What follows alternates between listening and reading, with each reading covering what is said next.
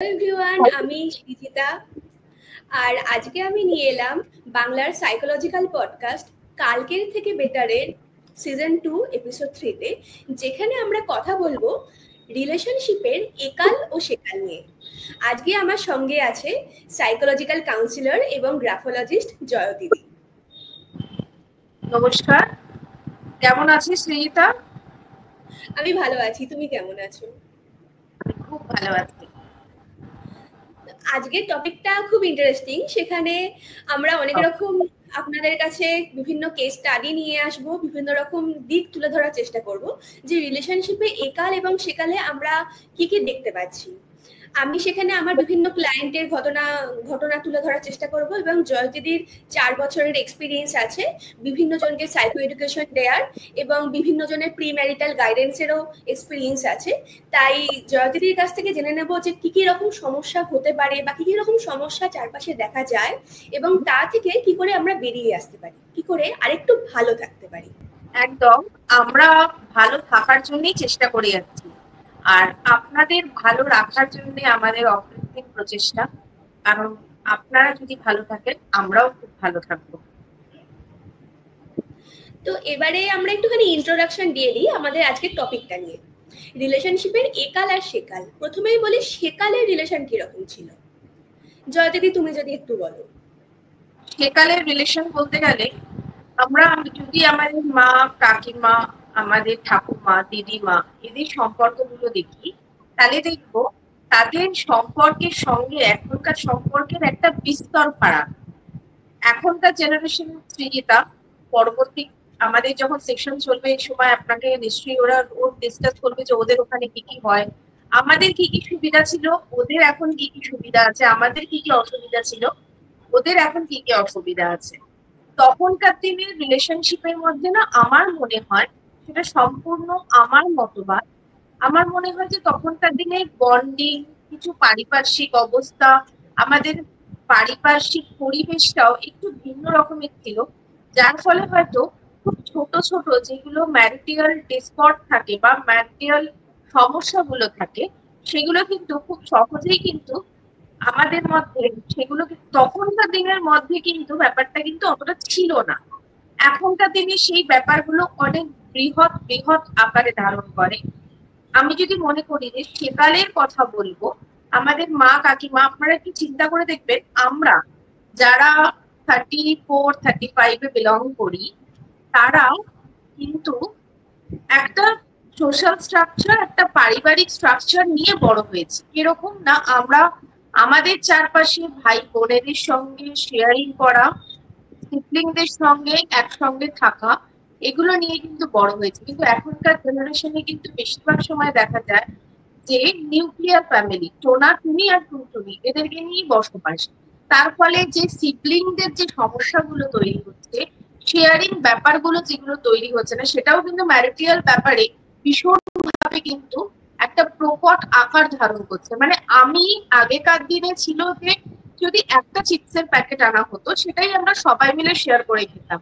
কিন্তু এখনকার দিনে যেহেতু নিউক্লিয়ার ফ্যামিলি, একটা চিপসের প্যাকেট কিন্তু একজনের জন্যই কিন্তু থাকে, তার ফলে শেয়ারিং ব্যাপারটা আসছে না। একটু চিন্তা করে দেখবেন, আমার মনে হয় ব্যক্তিগতভাবে আমার মনে হয় যে সেকালের ব্যাপার, পারিবারিক একটা ব্যাপার অনেক কিছু কিন্তু মানে একটা ধারণ করে থাকে। ডেফিনেটলি কখনো ওখানে অসুবিধা ছিল, সেই অসুবিধাগুলো আমরা আগে পরে একটুখানি আবার আলোচনা করবো, কারণ সবকিছু অসুবিধা দিয়ে শুরু করলে আমার মনে হয় যে আমাদের এইটা খুব ইন্টারেস্টিং লাগবে না, আমরা অসুবিধাগুলোও আলোচনা করব। এবার আমি সৃজিতাকে বলবো, সৃজিতা তোমাদের বা তোদের কিরকম রিলেশনশিপ হচ্ছে এখন, সেটা নিয়ে যদি একটুখানি আমাদেরকে বলিস। এবার এখনকার রিলেশনশিপ নিয়ে বলতে গেলে যেটা আমি আগে ডিসক্লেমার দিতে চাই, সেটা হচ্ছে যে তখনকার রিলেশনশিপ বলতে যেটা আমরা বলছি যে স্ট্রাকচারটা, সেই স্ট্রাকচারটা এখনো কিছু কিছু ক্ষেত্রে দেখা যায় এবং এখনকার যে সমস্যাগুলো সেগুলো কিছুটা হলেও তখনকার দিনেও হয়তো ছিল। তাই পুরোপুরি ভাগ করা যাবে না পুরো বাইনারি ভাবে যে তখনকার দিনে পুরো এরকমই হতো, এখনকার দিনে পুরো এরকমই। এবার এখনকার দিনে যেটা হচ্ছে, প্রথমত আমাদের হাতে ফোন এসেছে, এখন ফোনে ইন্টারনেট এসেছে এবং আমাদের বিস্তৃতিটা অনেকটা বেড়ে গেছে। তাই আমাদের কাছে অনেকটা অপশন এসেছে। আমাদের কাছে বিভিন্ন অ্যাপস এসেছে, তাতে আমরা যেরকম করে ফ্লিপকার্ট অ্যামাজনে যেরকম করে আমরা জিনিসপত্র কিনি, যেরকম করে আমরা দেখতে থাকি, উইন্ডো শপিং করি, আমরা মানুষকেও কোথাও একটা কমোডিটি বানিয়ে দিয়েছি। আমরা ডেটিং অ্যাপে যেরকম লেফট সোয়াইপ রাইট সোয়াইপ করছি, আমরা ফেসবুকেও সেরকম যে আমাদের যাকেই পছন্দ আমরা ফেসবুকেও সেরকম বহুজনকে রিকোয়েস্ট পাঠাতে পারছি এবং বহুজনের সঙ্গে আমরা কথা শুরু করতে পারছি। বা এখন আমাদের মধ্যে যে দেখাশোনা করা বা ডেটে যাওয়া, সেই জিনিসটা আগের জেনারেশন পর্যন্ত যতটা একটা লুকিয়ে যেতে হতো বা যতটা রেস্ট্রিকশন ছিল, আমাদের জেনারেশনে এসে অতটা জিনিস নেই। অবশ্যই অনেক কনজারভেটিভ ফ্যামিলি আছে, কিন্তু আমাদের মধ্যে অনেকেই লুকিয়ে চুরিয়ে তার মধ্যে অনেক রকম ফাঁকও বার করে নিতে পারছি। এবার তাতে হয়েছে আমাদের মধ্যে জিনিসটা অনেকটা খোলামেলা হয়ে গেছে, যাকে বলে পিডিএ বলে একটা শব্দ আছে, যার ফুল ফর্ম হচ্ছে পাবলিক ডিসপ্লে অফ অ্যাফেকশন। অর্থাৎ রাস্তায় যখন আমরা দেখি কোনো কাপল হাত ধরাধরি করে চলছে বা হয়তো কাঁধে আলতো করে হাত রাখছে, সেইটা হয়তো আগের জেনারেশনে এতটা দেখা যেত না, কিন্তু এখনকার জেনারেশনে দেখা যাচ্ছে। আর তার সঙ্গে আরো একটা প্রবলেম হয়েছে, ঠিক প্রবলেম বলবো না, আরেকটা ঘটনা ঘটেছে, যে মেয়েদের 200 বছর 300 বছর আগে যে একটা পজিশন ছিল, সেখান থেকে মেয়েরা আস্তে আস্তে উঠতে শুরু করেছিল। এবার সেটা আমরা বলতে পারি যে, আমার একটা মাথায় উদাহরণ আসছে, সত্যবতী ট্রিলজি, দিদি পড়েছো কিনা বা জানো, পড়েছো আশা করছি। এবার সেইখানে সত্যবতীর আমলে যে সমস্যাগুলো ছিল, সুবর্ণলতার আমলে পুরো অন্যরকম সমস্যা ছিল। এবং লাস্টে বকুল কথার যে সমস্যা, তার সঙ্গে এখনকার দিনের সমস্যার প্রচুর মিল আছে। এবং তাতে দেখা যাচ্ছে মেয়েরা একটা স্বাধীনতা পেয়েছে ঠিকই, এবং মেয়েরা পুরো স্বাধীনতা ছেলেদের সমান হয়ে গেছে সেটাও নয়, বা সমকক্ষ হয়ে গেছে এখনকার দিনে সেটাও বলা যাবে না, কিন্তু এই মেয়েদের স্বাধীনতা পাওয়া বা এই ব্যাপারটাও আমাদের ডায়নামিক্সে একটা বিশাল প্রবলেম তৈরি করছে, যেখানে হয়তো মেয়েরা ছেলেদেরকে অনেক বেশি বা যে কোনো ক্ষেত্রে ছেলে মেয়ে দুজনের ক্ষেত্রেই চিট করার একটা প্রবণতা বেড়েছে, বা যেখানে যে আইনগুলো হয়তো মেয়েদেরকে প্রোটেকশন দেওয়ার জন্য তৈরি হয়েছিল, কিছু কিছু মানুষ হয়তো সেই আইনের অন্য ব্যবহার করছে। এবং আগেকার দিনে যে একটা অ্যাডজাস্টমেন্টের গল্প ছিল, যে সমস্ত কিছু মানিয়ে নেওয়ার গল্প ছিল, এখনকার দিনে প্রথমেই যেন হস্ত হয়ে গেছে। এবার মানিয়ে নেওয়ার আমি পুরোপুরি পক্ষে নই, কারণ আমি সেকালে রিলেশনশিপের কয়েকজন ক্লায়েন্ট কিংবা আমার বাড়ির বয়স্ক মানুষদের কাছে শুনেছি যে তখনকার দিনে হয়তো ওরা ঠিকমতো সময় যে খেতে পাবে সেরকম কোনো অবকাশ ছিল না, বা তার যে পছন্দের খাবার সেটা হয়তো বাড়িতে ঢুকতো না, তাই অপারেশনটা অনেকটা ছিল। কিন্তু এখনকার দিনে ডায়নামিক্সটা অনেকটা চেঞ্জ হয়ে গেছে। আর দুজনেই যেহেতু এখন অনেকের সময় ইনকাম করছে বা দুজনেই বাইরে বেরোতে পারছে, তাই একজনের কাছে অপশন অনেকটা আছে, চিটিং এর প্রবণতা কিছুটা বেড়েছে হয়তো, আর ইগো ক্লাসটা অনেকটা বেড়ে গেছে। আর তার সঙ্গে ওয়েস্টার্ন আমাদের পাশ্চাত্য দেশের প্রভাবে আমাদের মধ্যে মানুষ অনেক বেশি সেক্সুয়ালাইজড হয়ে গেছে, বা রিলেশনশিপটাও অনেকটাই যেন ফিজিক্যাল হয়ে গেছে। যতটা আধ্যাত্মিক না হোক, যতটা রোমান্টিক ব্যাপারটা ছিল, যতটা মানসিক বন্ধনের দিকে জোর দেওয়া হতো আগের জেনারেশন পর্যন্ত, এখন আমরা যেরকম কন্টেন্ট কনজিউম করছি, ব্যাপারটা অনেকটা যেন শিফট হয়ে গেছে। আর তাতে ডিভোর্সের ব্যাপারটাও বা আরো বিভিন্ন রকম সমস্যা অনেকটাই বেড়ে গেছে। এবার দিদি তুমি একটু বলো যে আগের জেনারেশনের থেকে এই জেনারেশনে তোমার কি কি মনে হয় যে কোন কোন চেঞ্জ গুলো ভালোর দিকে গেছে? হ্যাঁ, ডেফিনেটলি ভালোর দিকে তো কিছু গেছেই। প্রথমত মেয়েদের বলার একটা সত্তা তৈরি হয়েছে, যেটা আগেকার দিনে ছিল না। আগেকার দিনে আমাদের মায়েরা বা কাকিমারা বা জেঠিমারা যাই হোক না কেন, তাদের মধ্যে আমরা কি খেতে ভালোবাসি, আমরা কি রকম ভাবে থাকতে ভালোবাসি, সেই ভাবনা চিন্তাটা তাদের মধ্যে ছিল না। তাদের সবকিছুই ছিল সংসার কেন্দ্রিক। মানে আমার হাজবেন্ড কিরকম ভাবে ভালো থাকবে, আমার সন্তানরা কিরকম ভাবে ভালো থাকবে, সেই সম্পূর্ণটাই তারা সবসময় চিন্তা করতো, নিজেদের কথাটা ভাবতো না। আমার মনে আছে আমার মা সবসময় এখনো অব্দি সব থেকে বড় মাছটা আমাদেরকে তুলে দেয়, নিজের জন্য কিন্তু ছোট মাছটাই রাখে। এটা তোদের ক্ষেত্রেও হয়, তোর মাও তাই হবে হয়তো। এবার দেখবি, আমি যেহেতু একটা সংসার জীবনে এসেছি, তুইও হয়তো এখনো আসিসনি, আমার মনে কিন্তু একটা মানে ওই মায়ের ছায়াটাই অবলম্বন হয়। আমিও কিন্তু নিজে যখন খেতে বসি বা কিছু খাবি, তখন কিন্তু আমার নিজের মনে হয় যে আমার পাশে যে বসে আছে, সে আমার যেই হোক না কেন, সে আমার যতই আপন হোক না কেন, তাকেই আমার বড় জিনিসটা তুলে দাও, আমি ছোট জিনিসটা নিয়ে স্যাক্রিফাইস করে থাকি। এই ব্যাপারগুলো তৈরি হয়ে যায়। হ্যাঁ অবশ্যই দেখ, যে মানুষটার সঙ্গে বিয়ে করা হয় সেই মানুষটারও তো একটা বিশাল বড় একটা অবদান থাকে, যেটা তখনকার দিনেও ছিল, এখনকার দিনেও আছে। তখনকার দিনেও আমি অনেক গল্প শুনেছি যে হয়তো সে সামনে থেকে বসে কিছু খেতে পারেনি, তাকে হয়তো খেতে দেওয়া হয়নি শ্বশুর বাড়ি থেকে, কিন্তু তার হাজবেন্ড তাকে লুকিয়ে কিন্তু বাড়িতে এনে কিন্তু ঠিক খাইয়ে দিয়েছে বা ঘরের মধ্যে লুকিয়ে খাইয়ে দিয়েছে। তখনকার মধ্যে তুই যেটা বললি, তখনকার দিনে লজ্জা ছিল আমাদের মধ্যে। মানে আমরা যেই জেনারেশনটা যখন পেরিয়ে এসেছি, তোদের থেকে খুব বেশি না হলেও তো নিশ্চয়ই আমাদের জেনারেশন কিন্তু ভীষণ ভাবে লজ্জা ছিল, ভীষণ ভয় ছিল। আমাদের সোশ্যালি এক্সপোজ হওয়ার ভীষণ ভাবে ভয় ছিল যে লোকে কি বলবে। আমাদের কাছে ভীষণ ইম্পর্টেন্ট ছিল লোকের সঙ্গে পাড়ার লোকেরা কি বলবে। ওই জন্য হয়তো আমাদের মধ্যে একটা ভীষণভাবে ভয় কাজ করতো। আমার মনে আছে আমি যখন কলেজে পড়তাম বা স্কুলে পড়তাম, আমার খুব ভয় লাগতো যে আমি এমন কোনো কিছু করবো না তো যাতে আমাকে বাড়িতে এসে আমার মা বাবার কানে চলে যাবে কথাটা। এরকম অনেক হয়েছে যে আমি হয়তো বাড়িতে ফিরেছি, তার আগে আমি কোথায় গেছি সেটা খবরটা চলে এসেছে। তো এই ব্যাপারগুলো এখন কিন্তু নিউক্লিয়ার ফ্যামিলির মধ্যে দেখা যায় না। তার কারণ হচ্ছে আমরা যে খুব ভাবে স্বাধীন হতে পেরেছি, সবকিছুর মধ্যেও তো অনেক কিছু খারাপ থাকে। আমি বলবো একটা ভালো যে এখনকার দিনে ছেলে মেয়েরা নিজেরা নিজেদেরকে বুঝে নিচ্ছে, চিনে নিচ্ছে, জেনে নিচ্ছে, তারপরেই তারা একটা বড় সিদ্ধান্ত গ্রহণ করতে পারছে। সবসময় যে সেই সিদ্ধান্ত গ্রহণ করার পর তারা ঠিকঠাক ভাবে ওটাকে নিয়ে যেতে পারছে সেটা বলবো না, কিন্তু তাও তাদের কাছে সেই ওপেন ফোরামটা আছে যে নিজেরা নিজেদের মতন আমি পছন্দ করে নাও, যে তার কি পছন্দ তার সঙ্গে আমি অ্যাডজাস্ট করতে পারছি কিনা। আমরা জানি যে হাজবেন্ড তো অনেক রকমের হয়, ওয়াইফও অনেক রকমের হয়। আমরা যদি ম্যারিটাল কাউন্সিলিং এ যদি দেখি, হাজবেন্ডও কিন্তু 10 টাইপস এর হয়, ওয়াইফও কিন্তু 10 টাইপস এর হয়। তাহলে ভাব যে যদি একটা একজন এ টাইপস এর সঙ্গে সি টাইপস এর বিয়ে হয়ে যায়, তাহলে তার সঙ্গে কিরকম হবে, সেটার কম্বিনেশনটা একটু দেখতে হবে। তখনকার দিনে এই সবগুলো ছিল অ্যাডজাস্টমেন্ট। আমি একটা বিয়ে হয়ে গেছি, আমি ওখানে রাখতে পারবো না। তুমি যদি 10 টাইপস বললে, তার মধ্যে যদি একটা কি দুটো টাইপস বলে একটু বোঝাও যে কিভাবে ইনকম্প্যাটিবিলিটি আসতে পারে। হ্যাঁ, যেমন ধর আমি তোকে যদি বলি যে, যেমন আমি বলতে চাইছি যে আমি যদি হাজবেন্ডের কথাটাই বলি, ধর একজন ব্যাচেলার হাজবেন্ড মানে আমি কি বলতে চাইছি যে যেই হাজবেন্ড যে তার মধ্যে সে বিয়ে করেছে, কিন্তু তার মধ্যে কোন রকমের বিয়ের দায়িত্ববোধটা তৈরি হয়নি, সে তার বন্ধুদেরকে নিয়েই সবসময় ব্যস্ত।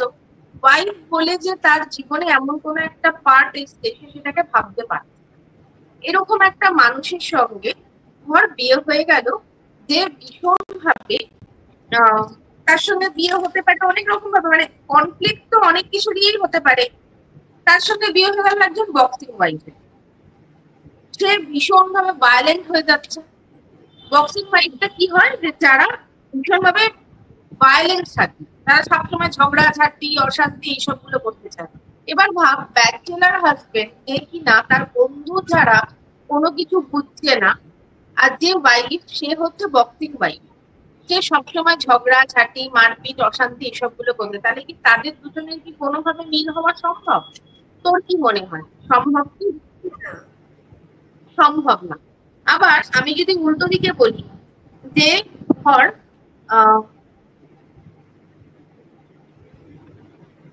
অনেক রকমেরই হাজবেন্ড, ধর জেনারেল হাজবেন্ড নিয়ে আমি কথা বলি, যে হাজবেন্ড হয়তো ভীষণ ভাবে, জেনারেল হাজবেন্ড বলতে গেলে আমরা ভাবি যে হাজবেন্ড ভীষণ ভাবে গুড হাজবেন্ড, তার কাছাকাছি মানুষগুলোকে সে ভীষণ ভাবে কেয়ারিং করে, ভীষণ ভাবে ভালোবাসে তার ওয়াইফকে, সবসময় ভালোবাসে তার ওয়াইফকে, সবকিছু সে হেল্প করে। এরকম একটা মানুষের সঙ্গে যদি ধর একটা ডাস্টবিন ওয়াইফের বিয়ে হয়ে গেল, ডাস্টবিন ওয়াইফটা কি, যে নাকি প্রচন্ড কুড়ে, সে কোনো কাজ করতে চাইছে না, ঘর টর আগোছালো করে রাখছে, সবসময় গসিপ করতে ভালোবাসছে, সেরকম যদি একটা লোকের মানে মেয়ের বিয়ে হয়ে যায়, তাহলে তার সম্পর্কটা কিরকম হবে? আমি তোর কাছ থেকেই জানতে চাই। হ্যাঁ অবশ্যই, যেটা বুঝতে পারছি সম্পর্ক যে একদমই মেনটেন করা সম্ভব হবে না সেটা আমরা বলতে পারি না এক্ষেত্রে, কিন্তু প্রচন্ড একটা ক্ল্যাশ হতে পারে, এবং সব থেকে বড় কথা তাদের মধ্যে একটা প্রচন্ড বিতৃষ্ণা, একটা খুব নিজেদের উপর একটা ক্ষোভ তৈরি হয়ে যেতে পারে, আর সেই প্রভাব হয়তো লং টার্মে তাদের ফ্যামিলির বাকি মেম্বারদের উপরও পড়তে পারে। কনফ্লিক্ট তৈরি হয়ে যাবে, কারণ একজন একরকম আরেকজন অন্যরকম। এটা নিয়ে বললাম যে 10 রকম হাজবেন্ড, 10 রকমের ওয়াইফ। এবার দেখ, আমি তোকে একটা কথা, সামান্য কথাটাকে আমি জিজ্ঞেস করছি যে ধর আমরা একটা মানুষকে চিনলাম জানলাম 3 বছর, সেই মানুষটা সবকিছুই আমরা বুঝলাম যে সে কিরকম, সে হাসছে, সে কাঁদছে, তার ভালোবাসার জিনিস গোলাপ, তার ভালোবাসার জিনিস বিরিয়ানি, সবই বুঝলাম। বোঝার পর আমরা যখন সেই মানুষটার সঙ্গে 4 দেওয়ালে বাস করলাম, হঠাৎ করে তৈরি হলো যে তার মধ্যে এমন কিছু দোষ আছে যে দোষগুলো আমি কখনো দেখিনি। সেই সময় আমার হয়তো চোখে রঙিন চশমাটা ছিল, ভালোবাসার মোড়কে সেই সব ভালো খারাপ লাগাগুলো আমার কাছে ভালো লেগেছে। কিন্তু হঠাৎ করে তার সঙ্গে যখন থাকতে শুরু করলাম, সেই খারাপ ভালো লাগাগুলো যেগুলো আমার ভালো লেগেছে সেগুলি হঠাৎ করে আমার খারাপ লাগছে। তাহলে এর ফলে কি কনফ্লিক্ট তৈরি হবে না? বা আমি আরেকটা উদাহরণ এই এই প্রসঙ্গেই বলতে পারি। আমার এক কাজিনের ক্ষেত্রে দেখেছিলাম যে তাদের বহু বছরের একটা স্টেবল রিলেশন ছিল বিয়ের আগে। এবার যখন তাদের বিয়ের কথা হচ্ছে, তখন হয়তো দাদাটা যে কাজ করতো বা যে যে যা যা কেয়ারিং প্রোভাইড করতো বা যেভাবে সাপোর্ট করতো, সেটা তারা যখন রিলেশনে ছিল সেটা খুবই যথেষ্ট ছিল। কিন্তু যে বিয়ের কথা হতে শুরু করতো, তখনই আমাদের আনকনসিয়াসলি একজন বয়ফ্রেন্ডের থেকে বা গার্লফ্রেন্ডের থেকে আমাদের যা চাহিদা, একজন বিয়ের পরে যে রোলটা হচ্ছে সেই স্পাউসের থেকে আমাদের চাহিদাটা অনেকটা বেশি। তাই হয়তো একজন পার্টনার যা আগে যা এফোর্টটা দিত তার থেকে হয়তো বেশি এফোর্ট দিচ্ছে, কিন্তু সেকেন্ড জনের মনে হচ্ছে সেটা যেন যথেষ্ট নয়, সে যেন আরো কিছু চাইছে। এবার আমাদের এটা একটা ঠিকই কথা যে একজনকে পুরোপুরি আমরা চিনতে পারি না রিলেশনশিপে। আরো একটা কথা হচ্ছে যে অনেকেই রিলেশনশিপের পর চেঞ্জ হয়ে যেতে পারে, বা অনেক ক্ষেত্রে যেরকম মুভিতেও দেখি বা রিলেশনশিপে দেখি যে একজন হয়তো মানে যখন তারা রিলেশনশিপে আছে, আনসার্টেনটি আছে, একটা ছেড়ে চলে যাওয়ার ভয় আছে, তখন হয়তো সে একটা রকম বিহেভ করছে, একটা রকম মানিয়ে নিচ্ছে। কিন্তু যে একটা স্ট্যাম্প পড়ে যাচ্ছে তার হয়তো ভয়টা নেই, ভয়টা কেটে গেছে, তার হয়তো যেন মনে হচ্ছে আমি তো অ্যাচিভ করে ফেলেছি, তখন সে ওই এফোর্টটা দিতে চাইছে না। এটাও হতে পারে। আবার আমরা নিজেরাও একজন পার্টনারের কাছে, পার্টনার কোন রোলে আছে, আমাদের একটা সিচুয়েশনশিপ রোলে আছে না, একটা কমিটেড রিলেশনশিপ রোলে আছে না, ম্যারিটাল রোলে আছে, কোন রোলে আছে তার উপরও আমাদের এক্সপেকটেশন এবং আমাদের কি তাদের আমরা কতটা এফোর্ট দেব, কতটা এফোর্ট কিভাবে এক্সপেক্ট করব, সেটা অনেকটা চেঞ্জ হয়ে যায়। হ্যাঁ, এটা এটা এটা কিন্তু মানে এটা খুব ইম্পর্টেন্ট কথা। আমরা একটা এখন কি প্রথমে আলোচনা করবো, একটা টপিক নিয়ে বলতে পারি? হ্যাঁ, অবশ্যই। আমার তোর কাছে বোধহয় অনেকগুলো কোশ্চেন এসছে, তো প্রথম কোশ্চেনটা তুই কিন্তু এখন একটা ডিসকাস করতে পারিস। হ্যাঁ, আমরা 4টে কেস স্টাডি আজ এই সেশনের জন্য আমরা তৈরি করেছি। আমরা বিভিন্ন আমাদের ক্লায়েন্টের থেকে, আমাদের বিভিন্ন পরিচিতদের থেকে কোশ্চেন নিয়ে আমরা কম্পাইল করেছি। তার মধ্যে প্রথম প্রশ্নটা করছি, সেটা পুরোপুরি একালের সমস্যা নিয়ে প্রশ্ন। সেটা হচ্ছে যে একজন মেয়ে কোশ্চেনটা করেছে, ধরুন 24-25 বছর বয়সী মেয়ে। এবার সে হয়তো লাস্ট 4-5 বছর হয়তো কলেজের শেষ দিক থেকেই একটা রিলেশনশিপে আছে, স্টেবল রিলেশনশিপে আছে। কিন্তু এখন যখন তার বাড়িতে তাদেরকে নিয়ে সিরিয়াসলি কথাবার্তা চলছে, তখন সে হঠাৎ করে বুঝতে পারছে যে সে আসলে লং টার্মে রিলেশনশিপের জন্য সে তৈরি নয়। সে তৈরি নয় বলতে সে নিজে তৈরি নয় সেটা না, তার মনে হচ্ছে যে তার সঙ্গে তার পার্টনারের যে ডাইনামিক্স, সে হয়তো তারা একসঙ্গে ঘুরতে যাচ্ছে, তারা একসঙ্গে সিনেমা দেখতে যাচ্ছে, মাঝে মাঝেই খেতে যাচ্ছে, গল্প করছে, সেই পর্যন্ত ঠিক ছিল। কিন্তু যখনই বৃহত্তর ক্ষেত্রের প্রশ্ন উঠছে, একটা জীবন শুরু করার প্রশ্ন উঠছে, যখন দায়িত্ব নেয়ার প্রশ্ন উঠছে, তার জন্য মনে হচ্ছে যে ইম্পর্টেন্স, তার কাছে যেগুলো ইম্পর্টেন্ট, তার কাছে যেগুলো গুরুত্বপূর্ণ, তার কেরিয়ার হোক বা তার বাড়ির ফ্যামিলি মেম্বারদের কোনো সমস্যা, সেটা হয়তো তার পার্টনারের কাছে অতটা গুরুত্ব পাচ্ছে না। বা তাদের যখন কোনো ঝগড়াও হচ্ছে, তার পার্টনার হয়তো অতটা তাকে বোঝার চেষ্টা করছে না।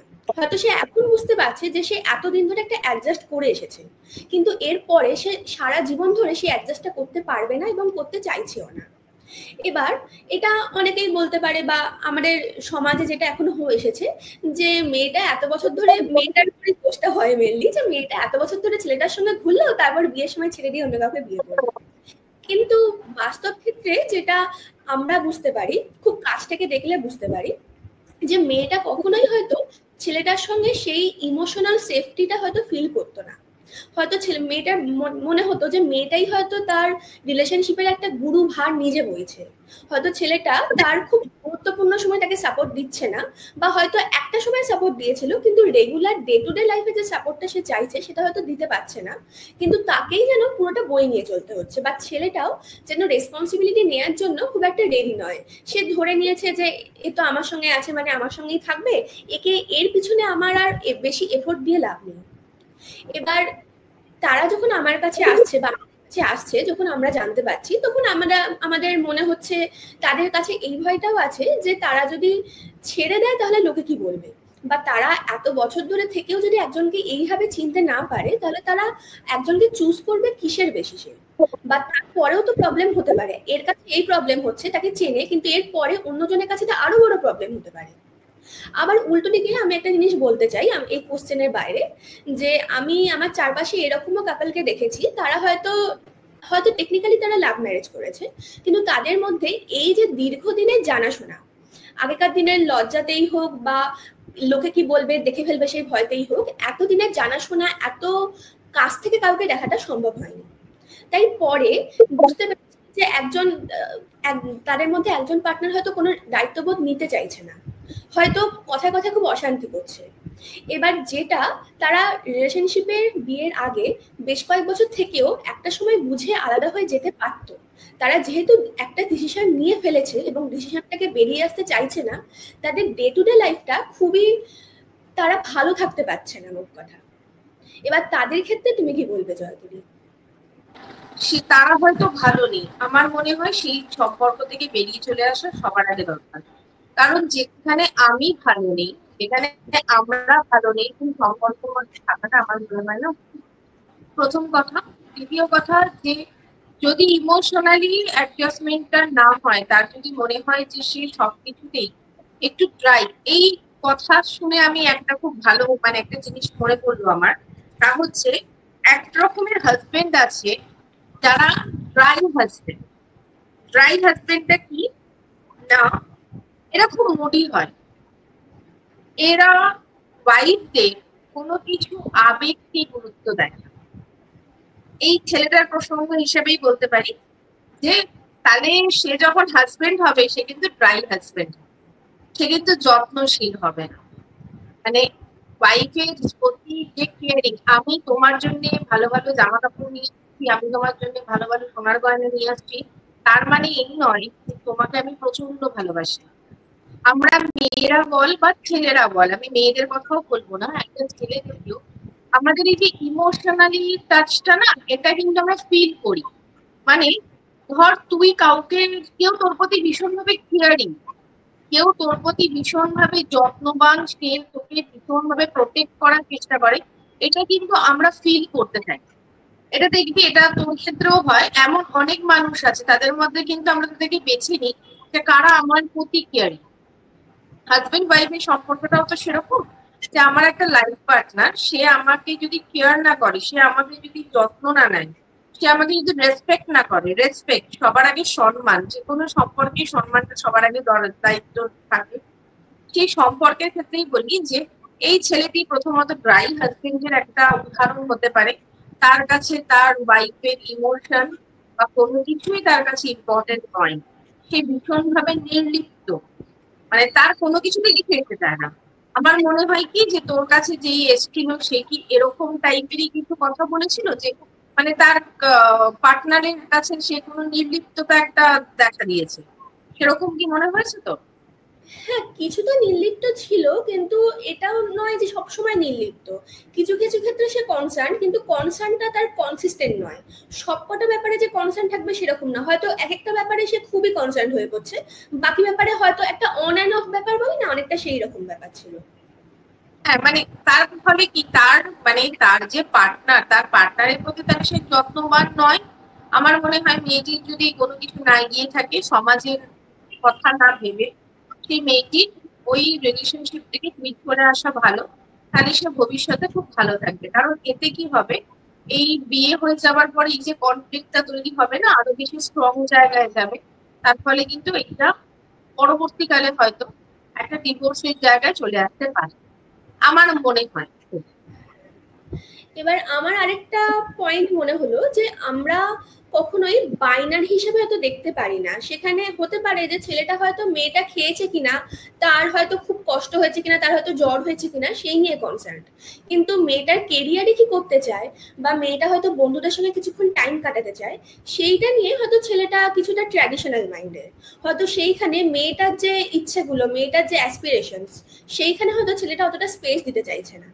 এবার সেই ক্ষেত্রে মেয়েটাকে সেটা বুঝতে হবে যে তার কাছে কোনটা ইম্পর্টেন্ট, সে ফিউচারে হয়তো কিরকম লাইফস্টাইল চাইছে এবং তাতে কোনটা ইম্পর্টেন্ট সেই অনুযায়ী করতে হবে। যেরকম তুমি যে একটা বললে যে ড্রাই হাজবেন্ড ব্যাপারটা, এটা আমার একটা প্রশ্ন মাথায় এলো যে এটা কি সিচুয়েশন টু সিচুয়েশন, মানে রিলেশনশিপের তো প্রত্যেকটা ডাইনামিক্স থাকে, তার উপর ভ্যারি করে। কারণ প্রাক্তন বলে যে মুভিটাই আমরা দেখেছি, সেইখানে প্রসেনজিৎ চট্টোপাধ্যায় যে ক্যারেক্টারটা উজান সম্ভবত, প্রথম রিলেশনশিপে কিন্তু কিছুটা এরকম ড্রাই হাজবেন্ডের মতোই তার ব্যাপারটা ছিল। তো সে খুব একটা কনসার্ন ছিল না, সে বলতো যে আমাদের মধ্যে তো স্যাক্রিফাইস হবেই, আমরা তো নিজেদেরকে টেকেন ফর গ্রান্টেড নেবই, এই ভাষাটা বারবার ইউজ করতো। কিন্তু সেকেন্ড বার যখন তার আবার বিয়ে হলো, তখন কিন্তু সে অনেকটাই চেঞ্জড, সে অনেকটাই বেশি কেয়ার করতে শুরু করলো, অনেকটাই বেশি ভ্যালু দিতে শুরু করলো তার পার্টনারকে এবং তার রিলেশনশিপকে। এ নিয়ে যদি একটু বলো। এইটা আমি যদি বলি, দেখ প্রাক্তন নিয়ে যদি আমি কথাটা বলতে থাকি, প্রথম যেটা প্রসেনজিৎ চট্টোপাধ্যায় যে প্রথমে যেই মানে প্রাক্তনের যে প্রথম পার্টটা দেখা হয়েছিল ড্রাই হাজবেন্ড, সেটা কিন্তু ড্রাই হাজবেন্ডের নয়। এখানে কিন্তু মানিটারি কনফ্লিক্ট হয়েছিল। কি মানিটারি কনফ্লিক্ট হয়েছিল, তারপরে হচ্ছে দেখ আমরা না ছেলেরা, এটা তো পুরুষতান্ত্রিক সমাজ, এটা তো আমাদের মানতে হবে পুরুষতান্ত্রিক সমাজ। আমাদের এখন অনেকটা কিন্তু চেঞ্জেস হচ্ছে, কিন্তু এটা পুরুষতান্ত্রিক সমাজ। আমরা যদি ম্যারিটাল ডিসকর্ডের প্রথম, আমরা যদি একটা মানে প্রথম যে পয়েন্টটা যদি আমরা ধরতে পারি, তা হচ্ছে মানি। মানি প্রবলেম হচ্ছে সব থেকে বড় প্রবলেম, যেটা কিন্তু একটা ম্যারিটাল ডিসকর্ডের কিন্তু একটা বিশাল বড় একটা চ্যাপ্টার। তার কারণ হচ্ছে আমরা প্রথম পার্টি যে প্রেমিক মানে স্বামী স্ত্রীকে দেখেছিলাম, সেই স্বামীটি কিন্তু ইকোনমিক্যালি স্ত্রীর থেকে অনেকটাই নিচু। এটা মনে আছে হয়তো যে স্ত্রীর থেকে অনেকটাই নিচু। সে কিন্তু কোনোদিনই চায়নি তার স্ত্রী তার ইকোনমিক্যালি তার থেকে বড় হোক।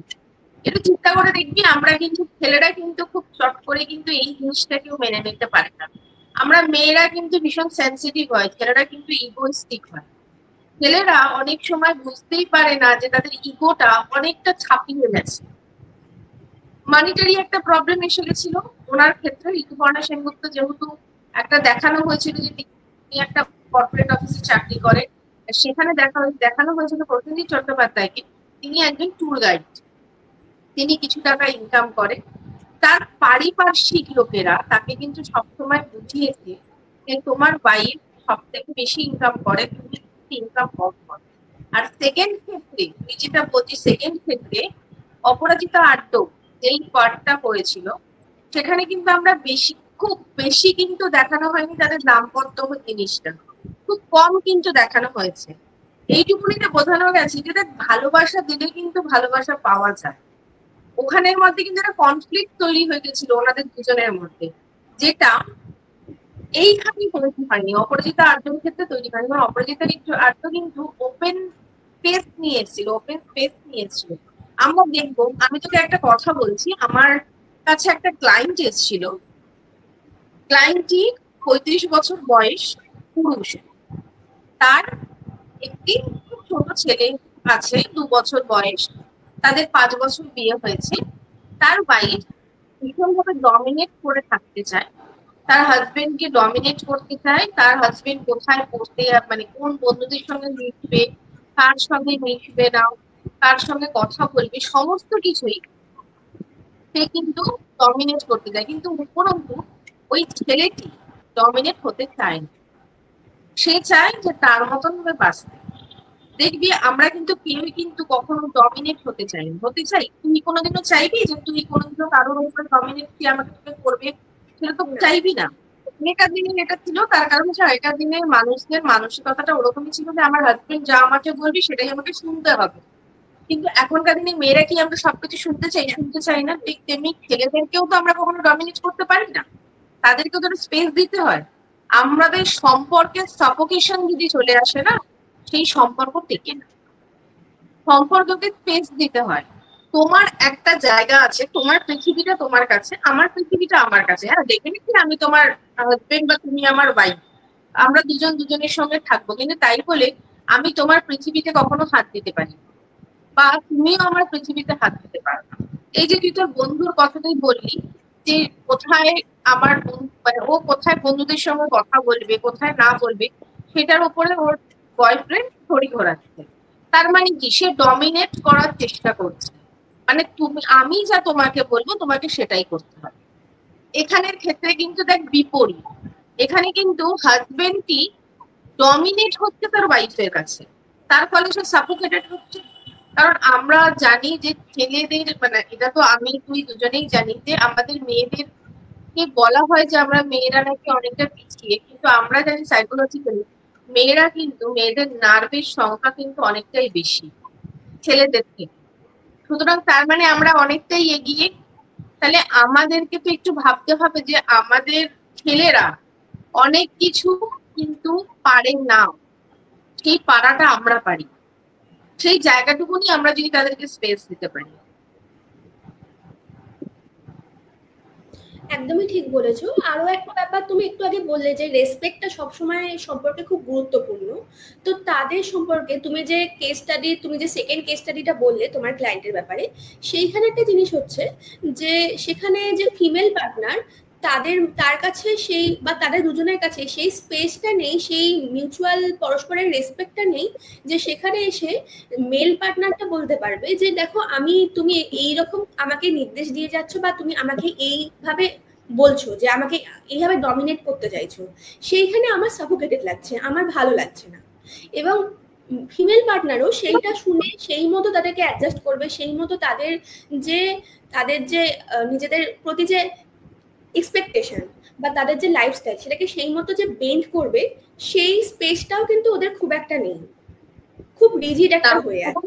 সেই মিউচুয়াল রেসপেক্টের জায়গাতেও ওদের একটা প্রবলেম তৈরি হয়েছে।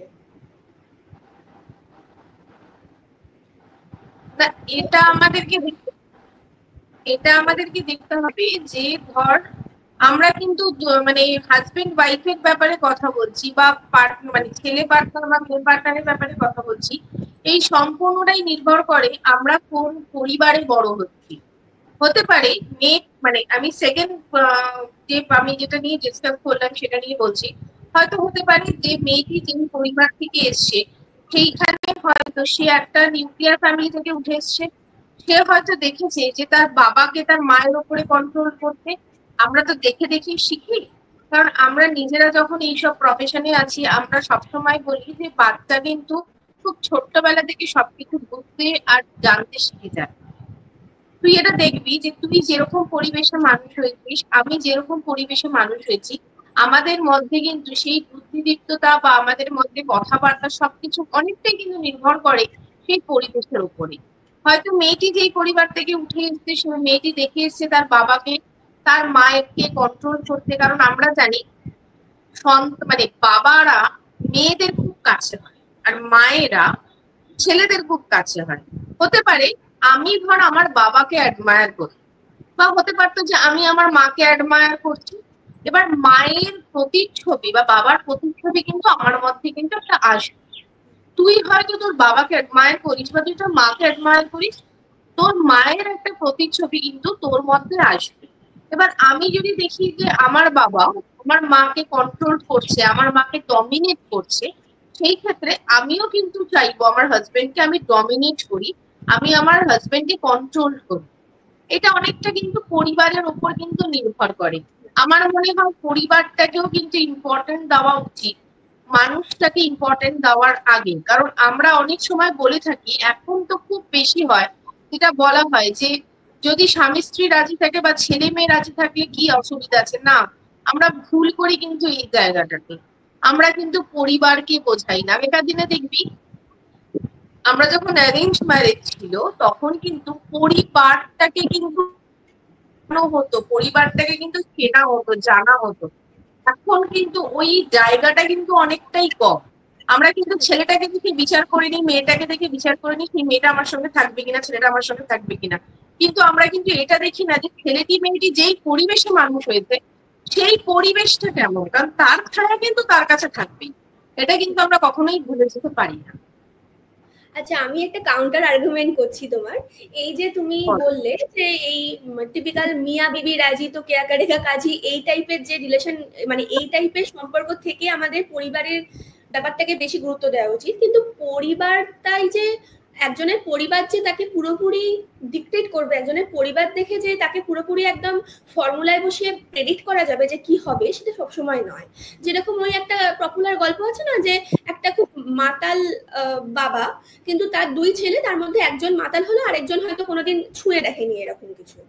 সেরকম এটাও হতে পারে, আমি না জেনেই বলছি, এটাও একটা পসিবিলিটি হতে পারে যে তোমার সেকেন্ড কেস স্টাডিতে যে মেয়েটা যে বেশি ডমিনেট করতে চাইছে, হয়তো তার বাবা বাড়িতে থাকতো না, বা তার বাবার সঙ্গে তার বাবা হয়তো বাড়িতে সেরকম রেসপন্সিবিলিটি নিত না। এবার তার মধ্যে একটা ভয় তৈরি হয়েছে যে তার পার্টনারও না এরকম অ্যালুপ হয়ে যায়, ওই জন্য হয়তো সেই ভয় থেকে কোনোভাবে বেশি ডমিনেট করতে চাইছে। কিছু কিছু ক্ষেত্রে এটাও কি একটা পসিবিলিটি হতে পারে? না, এটা একটা পসিবিলিটি হতে পারে, কিন্তু বেশিরভাগ ক্ষেত্রে কিন্তু এটাই দেখা যায়। বেশিরভাগ, তুই যে আমাকে বললি না যে দুটো মাতা, একজন মাতালের দুটো ছেলে, সে একজন মাতাল আর একজন সে মদ ছুঁয়ে দেখে না, হয়তো সে মাকে অ্যাডমায়ার করে, তার কাছে হয়তো তার বাবা কিন্তু অ্যাডমায়ারের জায়গাতে নেই। বেশিরভাগ ক্ষেত্রেই কিন্তু এটা হয় যে আমরা যাকে অ্যাডমায়ার করি আমরা কিন্তু তার মতনই হবার চেষ্টা করি, মানে আমাদের রোল মডেল, আমাদের দেখবি রোল মডেল হিসেবে আমরা কিন্তু বাচ্চারা সবসময় একজন কাউকে কিন্তু আমরা মানে একজনকে আমরা ধরে নিই যে ইনি আমাদের রোল মডেল হতে পারে, আমার বাবা হতে পারে, আমার মা হতে পারে। দেখবি ডিভোর্সি সন্তানেরা, মানে যাদের ধর ডিভোর্স হয়ে গেছে, সেই সব ডিভোর্সি সন্তানেরা যার কাছে থাকে তারাই কিন্তু তাদের রোল মডেল হয়। অপোজিটে যার কাছে থাকছে না তার প্রতি কিন্তু তাদের কিন্তু একটা রাগ বা বিতৃষ্ণা জন্ম নিতে শুরু করে। আমি জানি না এটা মানে কতটা ঠিক, এটা আমার মনে হয় যে আমার এই জায়গা থেকে হয়তো এরকম হতে পারে। আবার এরকমও, আমি অবশ্য এটা একটা ওয়েব সিরিজের উদাহরণ থেকে বলছি, কিন্তু এরকমও হতে পারে যে একটা বাচ্চা হয়তো তার মায়ের কাছে থাকছে, কিন্তু তার মনে হচ্ছিল কোনোভাবে যে হয়তো বয়সন্ধির সময় তো সবারই আমাদের পেরেন্টের উপর একটা একটা রাগ জন্মায়, বা একটা বিরোধিতা করার একটা টেন্ডেন্সি জন্মায়। সে হয়তো তার কখনো মনে হয়েছে যে তার মা হয়তো তার বাবার সঙ্গে থাকতে পারেনি, সেই থেকে তার বাবাকে হয়তো খুব একটা আইডিয়ালাইজ করে ফেলেছে, খুব একটা প্রচন্ড খুব বড় সড়ো একটা কিছু ভেবে নিয়েছে। সম্ভবত 19শে এপ্রিল বলে যে মুভিটা, সেটা থিম কিছুটা এরকম ছিল, যে সেখানে মায়ের কাছে থেকেছে কিন্তু বাবাকে একটা খুব আইডিয়ালাইজ করে ফেলেছে। কিন্তু পরে বড় হয়ে সে জানতে পেরেছে যে তার বাবা হয়তো অতটাও, যতটা আইডিয়ালাইজ করেছে ততটাও নয়, বরং তার মা হয়তো অনেক রকম পজিটিভ গুণ আছে যেটা হয়তো সে দেখতে পারেনি এতদিন। তাই আমার একটা মনে হয় তাই যে একজনের বাড়িকে দেখে যেরকম তাকে পুরোপুরি বোঝা সম্ভব নয়, একজন পার্টনারকে বুঝতে হলে তার বাড়িকে তো দেখবো ঠিক আছে, কিন্তু তার বাড়িকে পুরোপুরি দেখবো না, সেই পার্টনারের কোন দিকে সে যেতে চায় সেটাও একটা দেখবো। কারণ আমাদের মধ্যে অনেক সময় হয় যে আমরা তো সবাই মোটামুটি পেট্রিয়ার্কাল ফ্যামিলিতে বড় হয়েছি, একটা ধরে নেওয়া যাচ্ছে, মানে আমাদের জেনারেশন পর্যন্ত। এবার আমাদের জেনারেশনে এমন অনেকেই হয়তো হয়তো অনেক রকম বুলির শিকার হয়েছে বা অনেক রকম অপারেশনের শিকার হয়েছে, কিন্তু তারা যখন পরের জেনারেশনের কোনো মেয়েকে মেনে নিচ্ছে বা মেয়েকে যখন ঘরে আনছে, তাকে হয়তো তার সঙ্গে বন্ধুর মতো বিহেভ করছে, তাকে হয়তো ওই বুলিংটা, ওই অপারেশনটা করছে না। তাই একজন কি হতে চাইছে, তার যে ভিশনটা, সেটাও কিন্তু অনেকটা ডিপেন্ড করে। এবং যখন দেখা যাচ্ছে যে সে হয়তো ফ্রেন্ডলি একটা রিলেশন তৈরি করতে চাইছে কিন্তু একটা বুলিং টেন্ডেন্সি চলে আসছে, তাকে আমরা হয়তো কথা বলে বলতে পারি, হয়তো বোঝাতে পারি যে আমার এইরকম মনে হচ্ছে যে তুমি যখন এইরকম করছো, তাই আমরা যদি এইভাবে অ্যাডজাস্ট করতে পারি এই সিচুয়েশনে, তাহলে হয়তো আমরা একটু বেটার আউটকাম পাবো। এই নেগোসিয়েশনের জায়গাটাও খুব দরকার, কাউকে এইরকম একটা রিজিড ভাবে যে এইরকম মেন্টালিটির, এর বাড়ি এরকম, সেখান থেকে বেরিয়ে এসে একজন মানুষ সবসময় ডাইনামিক হয়, সেই ডাইনামিক সমস্ত রকম অ্যাসপেক্টটাকে নিয়ে তাকে বিচার করা বেশি উচিত। হ্যাঁ, এটা ডেফিনেটলি, মানে এটা এই কথাটা যে একদম ভুল তা কিন্তু নয়।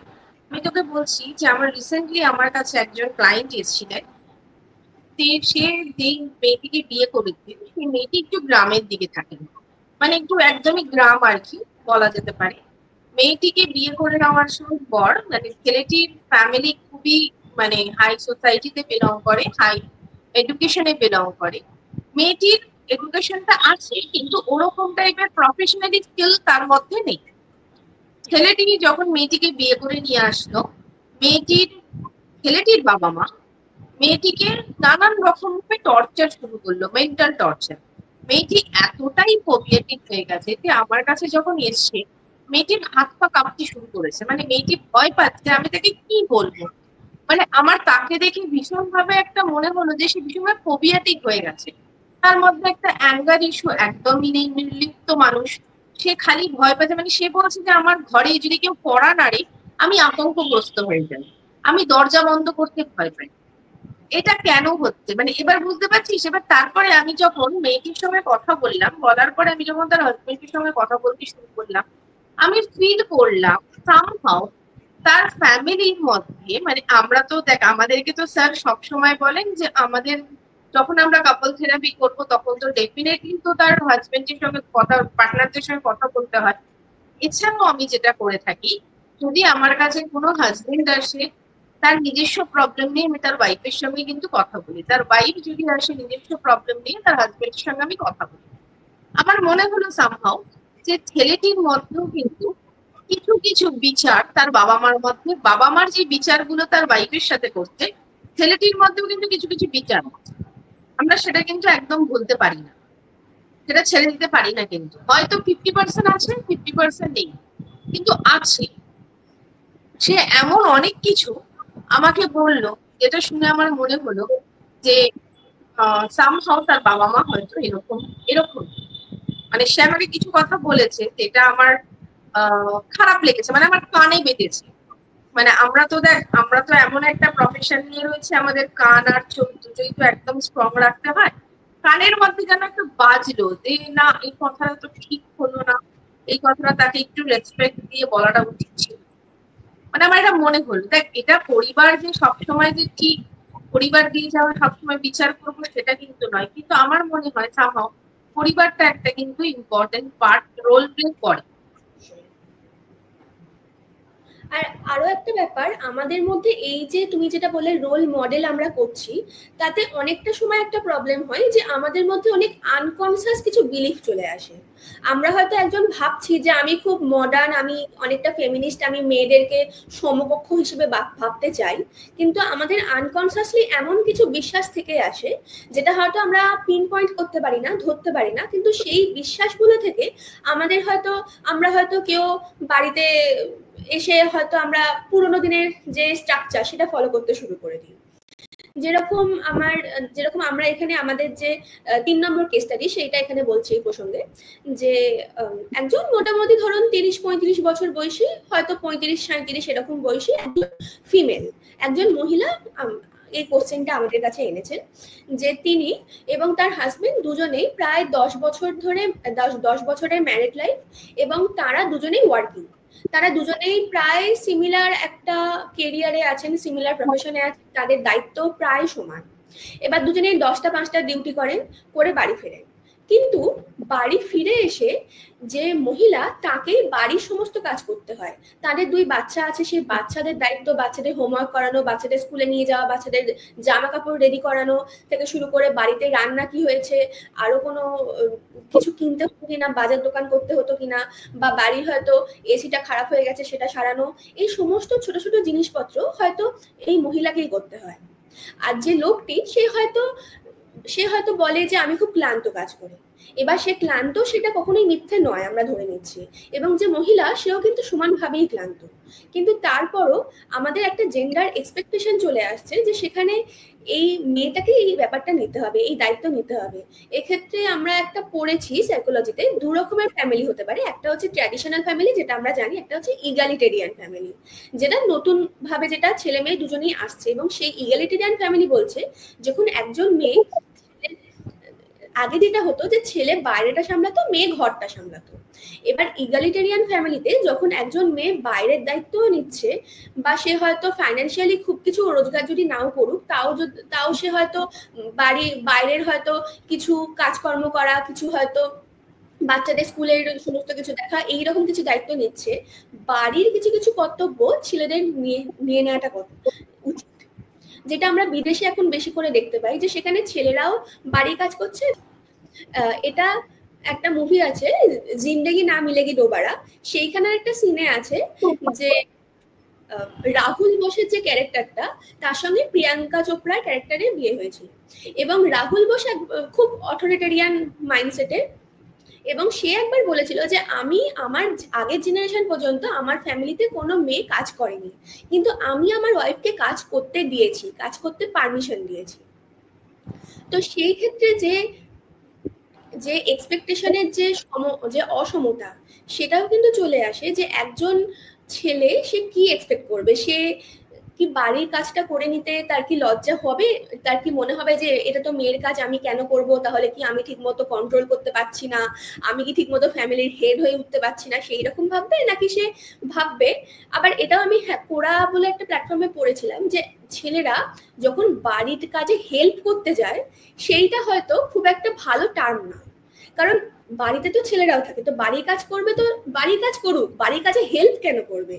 বাড়ির কাজে হেল্প করা যখনই কথাটা চলে আসছে, তার মানে বোঝা যাচ্ছে যে মেয়েটারই দায়িত্ব, মেয়েটার উপরই পুরো বাড়ির কাজের পুরো সমস্ত দায়িত্ব সে পড়ছে, ছেলেটা শুধু একটুখানি করে হেল্প করছে। এই ছোট ছোট টার্মগুলো ভ্যারি করে। আর এই ক্ষেত্রে এই যে উদাহরণটা আমরা দিলাম, সেটা হয়তো খুব একটা আনকমন নয় আজকের সোসাইটিতে। এই নিয়ে কিছু যদি বল। একদম, এটাও একটা ম্যারিটাল ডিসকর্ডের একটা লক্ষণ। তা হচ্ছে আমরা দেখ, ছেলে মেয়ে আমরা বলছি উভয় সমান। মেয়েরা বাইরের কাজ করছে, বাড়ির কাজ করছে, ছেলেরাও কিন্তু বাইরের কাজটা করছে। হাউস হোল্ড রেসপন্সিবিলিটি, এটা কিন্তু মেয়েরাই নেয়, ছেলেরা কিন্তু নেয় না। বেশিরভাগ ক্ষেত্রেই হয় আমি বাইরে থেকে কাজ করে আসছি, এসে আমাকে রান্না করতে হচ্ছে, আমাকে খেতে দিতে হচ্ছে, আমাকে সমস্ত কিছু টেক কেয়ার করতে হচ্ছে। একটা মেয়ের ওপরে এই যে চাপটা পড়ে, কেন না মেয়েরা নাকি সব পারে। অ্যাকচুয়ালি আমরা মেয়েরাই না মেয়েদেরকে সব থেকে বড় জিনিসটা ভুল করি। আমরা বলি আমরা নারী, আমরা সব পারি। আরে আমরা সব পারি না, এটা আমরা মেয়েরাও বুঝি না। কিছু কিছু মেয়েরা বুস্ট আপ হয়ে যায়, আরে আমরা সব পারি, মানে সে একটা গর্বের বিষয় যে আমি ঘরের কাজ করছি, বাইরের কাজ করছি, আমি সবকিছু সামলাচ্ছি। আরে এটা গর্বের বিষয় নয়, আপনি আপনার নিজের মানে মেন্টাল হেলথটাকে নষ্ট করছেন, এটা আপনারা কেন বুঝছেন না? আর এই যে বলছি ট্র্যাডিশন, যে একটা ছেলে বাইরের বাড়ির কাজ করলে সেটা একটা খুব খারাপ নজরে দেখা যায়। এটা অনেক সময় বলা হয় বাবা মেয়ে ছেলে হয়ে বাইরের বাড়ির কাজ করছে, তুই ছেলে হয়ে বাসন মাজছি। অনেক ছেলেদের ক্ষেত্রেও আমি দেখেছি, মানে আমি নিজেও জানি এমন অনেক ছেলেরা আছে যারা হয়তো প্রচুর কাজ করছে, কাজ করে মানে আমার নিজের চোখে দেখা, আমি তার নাম প্রকাশ করতে চাই না, আমার চোখে দেখা এমন একটা মানুষ, যেই মানুষটা ভীষণভাবে একজন হাজবেন্ড, একজন ফাদার, একজন লাভার্স, একজন মানে সবকিছুর আইডিয়াল যাকে বলা যেতে পারে, সে কিন্তু প্রচুর কাজ করে, বাইরে কাজ করছে, বাইরে থেকে কাজ করে এসে সে কিন্তু রাত্রিবেলা যখন ঘুমোতে যাচ্ছে, তার বাড়ি যারা খাওয়া দাওয়া হচ্ছে সে বাসনটা সে মেজে দিয়ে যাচ্ছে, মেজে দিয়ে ঘুমোতে যাচ্ছে। সেই মানুষটাকেও আমার রেসপেক্ট করার দরকার। এই যে তুই বললি যে আমরা এই যে আমাদের কাছে যে চিঠিটা এসছে, যে একজন মহিলা বলছে যে সে বাড়িতে এসে দুজনেই বোধ কাজ করছে, কাজ করার পরেও সে কিন্তু বাড়িতে এসে তার সংসারে কাজ করছে, তার হাজবেন্ড পায়ের ওপরে পা তুলে বসে রয়েছে। কিন্তু আমার কাছেও এমন একজন মানুষকে আমি দেখেছি চোখের সামনে, যেই মানুষটা সারাক্ষণ কাজ করে এসার পর সে কিন্তু তার সংসারের দায়িত্ব পালন করে। আমি আরেকটা এমন আমি এমন একজন মানুষকে দেখেছি, এই যে মানুষটার কথা আগে বললাম, সেই মানুষটা আমাদের জেনারেশন, আগের জেনারেশনের আমি একজন মানুষকে বলছি, সেই মানুষটা আমাদের মানে আগের জেনারেশন, কিন্তু সে তার মানে ওয়াইফের হাতে হাতে কাজ করে, সবকিছু করে। সে তার ওয়াইফের হাতে হাতে সংসার, বাড়িতে এসে যেই দেখে তার ওয়াইফের কিছু কাজ বাকি আছে, সে সঙ্গে সঙ্গে সেই কাজে হাত লাগায়। সে বাড়িতে কেউ আসলে সমস্ত কিছু রান্না বান্না করার চেষ্টা করে, কোনো লোকজন আসলে বাসন মাজার চেষ্টা করে, সবকিছু করে সে। সেরকম একটা মানুষ আছে। আসলে কি বলতো, আমাদের শেখা লেখা বলে কোনো কথা না, আসল হচ্ছে আমরা মানুষটা কি চাই, সেটাই হচ্ছে আমাদের কাছে নির্ভরশীল। আমরা আগেকার মানুষকেও, তোকে আমি বললাম যে আমি তার নাম প্রকাশ করতে চাই না, আগেকার দিনের মানুষ, সেই মানুষটাও কিন্তু তার রেসপন্সিবিলিটিটা কিন্তু নিয়েছে, তার ওয়াইফকে কিন্তু শুধুমাত্র ওয়াইফ হিসেবে দেখেনি। আমি তাকে ছোটবেলা থেকে দেখেছি যে সে এরকম, সে তার সন্তানদেরও মানে যথেষ্ট কেয়ার করেছে, তার সন্তানদের স্কুলে নিয়ে গেছে, স্কুল থেকে নিয়ে এসছে। তাদের সন্তানদের কোনো কিছু প্রবলেম হলে তাদেরকে সে মানে টেক কেয়ার করেছে। তার ওয়াইফ যতটা করেছে সেও ততটা করেছে। তাকে কিন্তু কোনোদিনও আমরা জেন্ডার করিনি, জেন্ডার ডিভিশন করিনি। আমি বলতেই পারি আজকে মানে এমন একটা দিনে আমরা এটাকে নিয়ে করছি যে তিনি আমার বাবা, আমার বাবাকে দেখে আমি বড় হয়েছি। আমার বাবাকে দেখেছি যে আমার বাবা কোনোদিনও জেন্ডার বলে কোনো কিছু আলাদা করে কোনো কিছু দেখেনি, সে সবকিছু একা হাতে সামলেছে। আমার মায়ের সাথে কাঁধে কাঁধ মিলিয়ে কাজ করেছে। তো আজকে এই পাবলিক ফোরামে আমি তার নামটা বাধ্য হয়ে নিলাম যে তিনি আমার বাবা, যে এই কথাটা আমি এখনের বলছি, আগেকার ডেতে। আর আমি যেটা বললাম আমাদের জেনারেশনে, আমি তার নামটা নিতে চাই না, সে তার নামটা নিলে সে লজ্জা পাবে।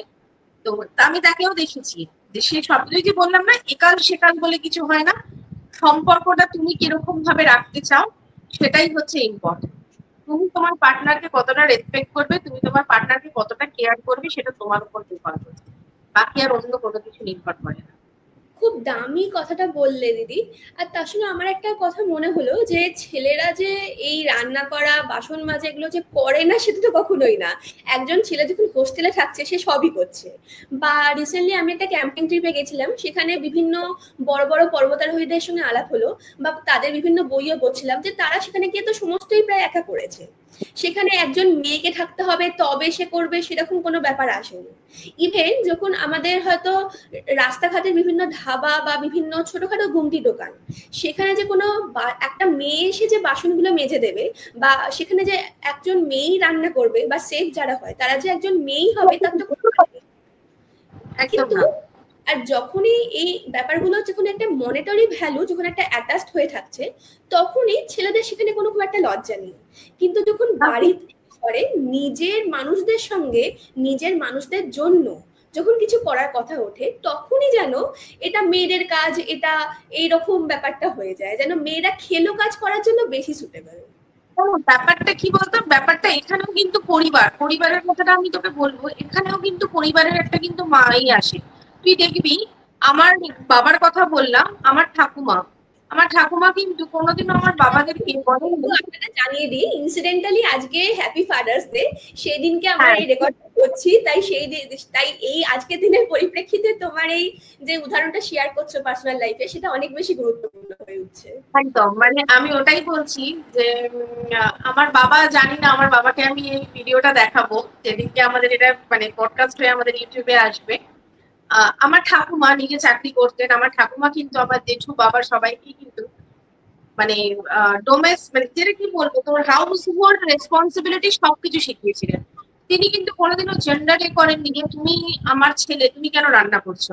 আমার ঠাকুমাকে আমি কোনোদিনও শুনিনি বলতে এই কথাটা।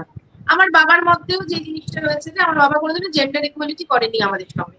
আমার একটি ভাই আছে, আমি আর আমার ভাইয়ের মধ্যে কোনোদিনও জেন্ডার ইকুয়ালিটি করেনি। এখানেও কিন্তু পরিবারটা ইম্পর্টেন্ট। আবার অপরদিকে তুই যে আমরা যেটা নিয়ে ডিসকাস করছিলাম, যে আমার ওই যিনি লোকটি, তিনি এসে অফিস থেকে আসেন, এসে উনি শুয়ে পড়েন বা উনি বসে থাকেন, ওনার ওয়াইফই সবকিছু করেন। আমার মনে হয় সামহাউ এই যে ছেলেটি, সে কিন্তু দেখে বড় হয়েছে যে তাকে হয়তো কোনোভাবে ছোটবেলা থেকে শেখানো হয়েছে, আরে তুই কেন চা করছিস, সেটা তো মেয়েদের কাজ, আরে তুই কেন রান্না করছিস, সেটা তো মেয়েদের কাজ, তুই কেন ঘর গোছাচ্ছিস, সেটা তো মেয়েদের কাজ। এই জিনিসগুলো কিন্তু ছোটবেলা থেকে কিন্তু আমরা ছেলেদেরকে কিন্তু শোনাই। এখনকার দিনে ছেলেদের মধ্যে কিন্তু এই জিনিসগুলো নেই। তাও বলবো সবটাই নিজের উপর নির্ভর করে। আমার বাবা যেটা করেছেন হয়তো আমার জেঠু করেননি বা আমার কাকু করেননি, হোয়াট এভার, আমি জানি না, তাদের সঙ্গে তো আমি থাকিনি, কিন্তু আমার বাবা হয়তো সেই জিনিসটা ফিল করেছে যে তার জীবন সঙ্গিনীকে তার কিছুটা হেল্প করা উচিত। এটা আমি ছোটবেলা থেকে দেখে এসেছি, ওই জন্যই হয়তো আমি আজকে এই ব্যাপারটা শেয়ার করলাম। এবার যেটা তুমি বলছিলে যে এটা পার্সন টু পার্সন ভ্যারি করে, তো আমার মনে হলো যে এখনকার দিনে, আজকের দিনে দাঁড়িয়ে, আগেকার দিনে যেটা হয়তো একটা অপশন ছিল যে কয়েকজন করতে পারে সাপোর্ট, কয়েকজন করতে না চাইতে পারে, এখনকার দিনে ব্যাপারটা সেই জায়গায় নেই। এখনকার মেয়েরা অনেকেই বাইরে বেরোচ্ছে এবং অনেকেই, প্রায় সবাই এখন নিজেদেরকে নিয়ে সচেতন হয়ে উঠেছে, স্বাবলম্বী হয়ে উঠেছে, সচেতন হয়ে উঠেছে, এবং তারা নিজেদের ফাইন্যান্সিয়াল ফিউচারটাকেও, নিজেদের টাকা পয়সাটাও নিজেরা হ্যান্ডেল করছে। আগেকার জেনারেশনে যেটা হতো, হয়তো মেয়েরা কয়েকজন রোজগার করতো কিন্তু তাদের টাকাটা নিজেরা হ্যান্ডেল করতো না, এখনকার মেয়েরা সেটাও করছে এবং তাতে কনফ্লিক্টের জায়গাটা আরো বেশি বাড়ছে। তো এবার আমরা আসবো আজকের আমাদের 4 নম্বর কেস স্টাডিটা নিয়ে, যেটা যতটি খুব সুন্দর একটা অসাধারণ, তুমি পুরো একটা উদাহরণ এনেছো, যেটায় এই রিলেশনশিপের একাল সেকাল যে দ্বন্দ্বটা নিয়ে আমরা তরজাটা চালাচ্ছি সেটার পুরো ছবিটা এক কথায় পরিষ্কার হয়ে যাবে। সেটা হচ্ছে যে, যে চিঠিটা লিখেছেন তিনি 60 ছুঁই ছুঁই একজন প্রবীণ মানুষ এবং তার ওয়াইফ 55 প্লাস ধরা যেতে পারে তার বয়স। এবার তাদের ছেলে রিসেন্টলি বিয়ে করেছে এবং সেক্ষেত্রে তারা বলছে যে, যারা চিঠিটা লিখছে সেই প্রবীণ দম্পতি, তারা লিখছেন যে আমাদের সময় আমাদের যা প্রবলেম হয়েছিল আমরা অ্যাডজাস্ট করে নিয়েছিলাম, কিন্তু ওদের মধ্যে দেখছি কন্টিনিউয়াস একটা ঝগড়া আছে, কন্টিনিউয়াস একটা কথায় কথায় যেন ঝটাপটি লাগছে, একটা কিছুতে যেন তুমুল একটা অশান্তি শুরু হয়ে যাচ্ছে। তো সেটা মনে হচ্ছে যে আমাদের সময় কি আমরা ভুল করেছিলাম, নাকি এরা কি একটুও মানিয়ে নিতে পারছে না, এই ব্যাপারটা একটা চলে আসছে, যেটা কিন্তু এখনকার দিনে খুবই কমন। আগেকার দিনে যেটা হয়তো মেয়েরা লজ্জা করে হয়তো মুখ ফুটে বলতে পারতো না, তারা হয়তো সময় খাবারটাও পেতো না, তাদের হয়তো খুব অসুখ করেছে কিন্তু ওষুধটা হয়তো এনে দেওয়ার কথা কেউ ভুলে গেছে, তারা হয়তো মুখ ফুটে বলতে পারতো না। কিন্তু এখনকার দিনে যেরকম মেয়েরা বলতে পারছে বা ছেলেরাও যেরকম দাবি করতে পারছে, তো সেই ক্ষেত্রে মত পার্থক্য হওয়াটা অবশ্যই স্বাভাবিক, কিন্তু মত বিরোধটা এমন একটা জায়গায় চলে যাচ্ছে যে সেইখানে হয়তো আমরা সামাল দিতে পারছি না, আর তা থেকেই হয়তো ডিভোর্স ব্যাপারটা বা বেরিয়ে আসা সম্পর্ক থেকে, কিংবা তাদের হয়তো একটা খুব তিক্ততা নিয়ে সম্পর্কটাকে এগিয়ে নিয়ে যাওয়া, এটা কিন্তু কন্টিনিউয়াস হয়ে থাকছে। একদম। এবার আমি বলবার আগে আমি তোকে বলবো যে, যেহেতু ওই জেনারেশন মানে এখনকার জেনারেশনে যে একটি ছেলে মেয়ে বিয়ে করেছে, তাদের কথায় কথায় ঝগড়া, কথায় কথায় ঝামেলা, অশান্তি, কথায় কথায় বলা যে তুমি ডিভোর্স দিয়ে দাও, তোর চোখে কি রকম মনে হয়? তারপর তো আমি আমারটা বলবো। আমার যেটা মনে হয় যে ঝগড়া ব্যাপারটা কিছুটা দরকার, মানে আমি যেটাকে বললাম, মত পার্থক্য আর মত বিরোধ, তো আমাদের দুজনের তো ওপিনিয়ন আলাদা হতেই পারে। সে আমাদের যদি কেউ যমজ ভাই বোন থাকে, তাদের সঙ্গে আমরা একসঙ্গে বড় হয়েছি, তাদের মধ্যেও কিন্তু আমাদের প্রচুর সমস্যা থাকে। আমরা বাড়ির লোকের সঙ্গে একসঙ্গে জন্ম থেকে বড় হয়েছি, তাদেরকেও কিন্তু আমরা সবসময় সহ্য করতে পারি না, তাদেরকেও কিন্তু তাদের উপর প্রচন্ড রাগ থাকে। তো সেক্ষেত্রে একজন বা আমরা নিজেরা কি চাই সবসময় নিজেরাও জানি না, আমাদের নিজেরই একটা সত্তার সঙ্গে আরেকটা সত্তার চলতেই থাকে সংঘর্ষ। তো সেক্ষেত্রে একজনের সঙ্গে আরেকজনের সংঘর্ষ হবে, যেটাকে বলে ওই একই সঙ্গে থাকলে একটা ঘটির বাটিতে ঠোকাঠুকি লাগা, সেটা হতে পারে। এবার তার মানে এই নয় যে ব্যাপারটাকে তিক্ততার জায়গায় যেতেই হবে বা ব্যাপারটাকে একটা প্রচন্ড একটা ক্রাইসিসে রূপান্তরিত হতে হবে। এর মাঝামাঝি হ্যাঁ বা না, আমার কথা হবে কি আমার কথা হবে না, তার মাঝামাঝিও একটা জায়গা আমাদেরকে বার করতে হবে, এবং সেটা আমাদেরকে কথোপকথনের মাধ্যমে, সংলাপের মাধ্যমে পার করতে হবে। একটা কোট আছে, ঠিক মনে পড়ছে না, যে মোটামুটি ব্যাপারটা এরকম যে your quality of life depends on the number of hard conversations you are willing to take. মানে আমাদের জীবনের কিরকম কোয়ালিটি হবে, আমরা কতটা ভালো থাকবো, সেইটার পরিমাপ আমরা আমাদের কাছের মানুষদের সঙ্গে কতটা কঠিন ব্যাপার নিয়ে, কতটা সূক্ষ্ম ব্যাপার নিয়ে আমরা কনভারসেশনে যেতে রাজি বা আমরা সেখানে কমফোর্টেবল, তার উপর ডিপেন্ড করছে। এবার দিদি তুমি বলো তোমার কি পার্সপেক্টিভ। আমি দুটো পার্টি দেখবো। প্রথমত ওই প্রবীণ দম্পতিদের কথা নিয়ে বলি। আপনার বয়স একজনের 60, একজনের 55, ধরে নিলাম যে আপনাদের 5 বছরের মানে এজ একটা ডিস্টেন্স আছে। হয়তো আপনাদের অ্যারেঞ্জ ম্যারেজ, সম্ভবত অ্যারেঞ্জ ম্যারেজ, না হলে আপনারা লিখতেন যে আপনারা লাভ ম্যারেজ করেছেন। অ্যারেঞ্জ ম্যারেজে ধরে নিলাম আপনাদের পরিবার ঠিক করেছিলেন আপনাদেরকে বিয়ে দিল। আপনাদের ভালোবাসাটা তৈরি হয়েছিল বিয়ের পর। নিজেরা নিজেদেরকে চিনতে জানতেই হয়তো অনেকগুলো বছর পেরিয়ে গেছে। আপনাদের মধ্যে সেই সময়টা কিন্তু ঝগড়া ঝাঁটি অশান্তি হয়নি, তার কারণ আপনারা তো নিজেরা নিজেদেরকে চিনছেন। আপনারা দেখবেন আমরা কিন্তু নতুন নতুন নতুন কোনো জিনিস যদি পাই, সেই জিনিসটাকে আমরা ভীষণভাবে না গ্র্যাব করি, সেটার প্রতি আমাদের কিন্তু খুব সহজে উৎসাহ হারিয়ে যায় না। কিন্তু যদি আপনাদের সন্তানের কথাটা আমি বলি, ডেফিনেটলি হয়তো হতে পারে যে আপনার সন্তান হয়তো লাভ ম্যারেজ করেছে, আপনার সন্তান হয়তো যেই মানুষটিকে বিয়ে করেছে সেই মানুষটিকে অনেকদিন ধরে চেনে, তার সঙ্গে একটা ফ্রেন্ডলি বিহেভিয়ার হয়তো তৈরি হয়ে গেছে। আপনাদের সময় হয়তো সেই ফ্রেন্ডলি বিহেভিয়ারটা ছিল না, আপনাদের মধ্যে নাম উচ্চারণ করাটাও অন্যায় ছিল যতটুকুনি জানি। আমি আমার মা বাবাকেও দেখেছি নাম উচ্চারণ করাতেও একটা সমস্যা আছে, যদিও বা আমার মা আমার বাবার নাম ধরে, কিন্তু তাও একটা নাম উচ্চারণ করে না, কি গো, হ্যাঁ গো, কোথায় আছো গো, এরকম ভাবেই কথাটা বলে। কিন্তু এখনকার দিনে কিন্তু আমরা নাম ধরে ডাকি। এই পার্থক্যটা আপনাকে বুঝতে হবে। আমরা কিন্তু এখন অনেক ফ্রেন্ডলি আমাদের পার্টনারের সঙ্গে, আমরা কিন্তু খুব সুন্দরভাবে তার সঙ্গে কোথাও ঘুরতে যেতে পারি, কোথাও বেড়াতে যেতে পারি, কোনো কিছু কথা শেয়ার করতে পারি। কিন্তু আপনাদের সময় কিন্তু শেয়ার করাটা অনেকটাই বেশি কঠিন ছিল। আপনাদের সম্পর্কের মাঝখানে কিন্তু অনেকগুলো সম্পর্ক ছিল, আপনার শ্বশুর শাশুড়ি, যে ভাসুর দেওর অনেকে ছিল, কিন্তু সেক্ষেত্রে কিন্তু এখন থেকে সম্পর্কটা একটু আলাদা। আরেকটা বলবো যে আপনি যেটা বলছেন প্রচন্ড ঝগড়া হয়, আপনাকে এটা চিন্তা করতে হবে যে এইটা কি সাময়িক ঝগড়া না এটা অনেক বৃহৎ ঝগড়া। ঝগড়া হওয়া ভালো, সেইটা তোকে আমি বলি, তুই হাসলি যে ঝগড়াটাকে বল, ঝগড়া কিন্তু সত্যি খুব ভালো। ঝগড়া হওয়ার পরে সম্পর্কের যে এই অভিমানটা থাকে না, যে অভিমানের পরে যে একটা রাগের পরে যেটা অনুরাগ, সেটা কিন্তু খুব ইম্পর্টেন্ট। দেখবি যদি নিজের মানুষের সঙ্গে ঝগড়া করিস, তারপরে সেই মানুষটার সঙ্গে কিন্তু খুব একটা টান অনুভব করি। এটা কি হয়? এটা হয়, এটা আমরা সবসময় জানি। আর আরেকটা হচ্ছে যে হেল্পফুল, মানে আপনি যে ঝগড়াটা দেখছেন সেই ঝগড়াটা আপনাকে চিন্তা করতে হবে, বিচার করতে হবে সেই ঝগড়াটার মধ্যে কোনো রকমের টক্সিক ব্যাপার আছে কিনা। ঝগড়াটার মধ্যে সত্যি কি ঝগড়া না একটা টক্সিক রিলেশনশিপ তৈরি হচ্ছে। যদি মনে করেন যে টক্সিক রিলেশনশিপ তৈরি হচ্ছে, তাহলে ওদের কিন্তু স্পেস দিন, আপনারা অযথা ঢুকতে যাবেন না সম্পর্কের মধ্যে। আপনারা যদি ঢোকেন তাহলে কিন্তু সম্পর্কের ওদের মধ্যে ভিত কিন্তু নষ্ট হয়ে যাবে। আর আপনাদের সম্পর্ক যেরকম ছিল সেরকম যে এখনকার জেনারেশনের সম্পর্ক হবে সেটা কিন্তু নয়। সেই ভাবনা চিন্তাটা আপনারা কিন্তু সরিয়ে ফেলুন। যদি টক্সিক সম্পর্ক মনে হয় তাহলে দুজনকে দুজনের সঙ্গে কথা বলুন, যতক্ষণ না ওরা চাইছে আপনাদেরকে ঢুকাতে, আপনারা কিন্তু অবশ্যই এখানে কিন্তু ঢুকবেন। আগেকার দিনে এই জিনিসটা হতো, আমি দেখেছি যে হাজবেন্ড ওয়াইফের সম্পর্কে পুরো পাড়া প্রতিবেশীকে ডেকে নিয়ে এসে একটা গোল টেবিল বৈঠক হয়ে যেত। এখন কিন্তু আমরা কেউই চাই না যে আমাদের পাড়া প্রতিবেশী ব্যাপারটা জান। সম্পর্কটা যত নিজেদের মধ্যে থাকবে ততই ভালো। তৃতীয় ব্যক্তির আগমন কিন্তু সম্পর্কের ক্ষেত্রে ভীষণভাবে ক্ষতি করে। হ্যাঁ, তো আমার তোমার কাছে একটা প্রশ্ন আছে।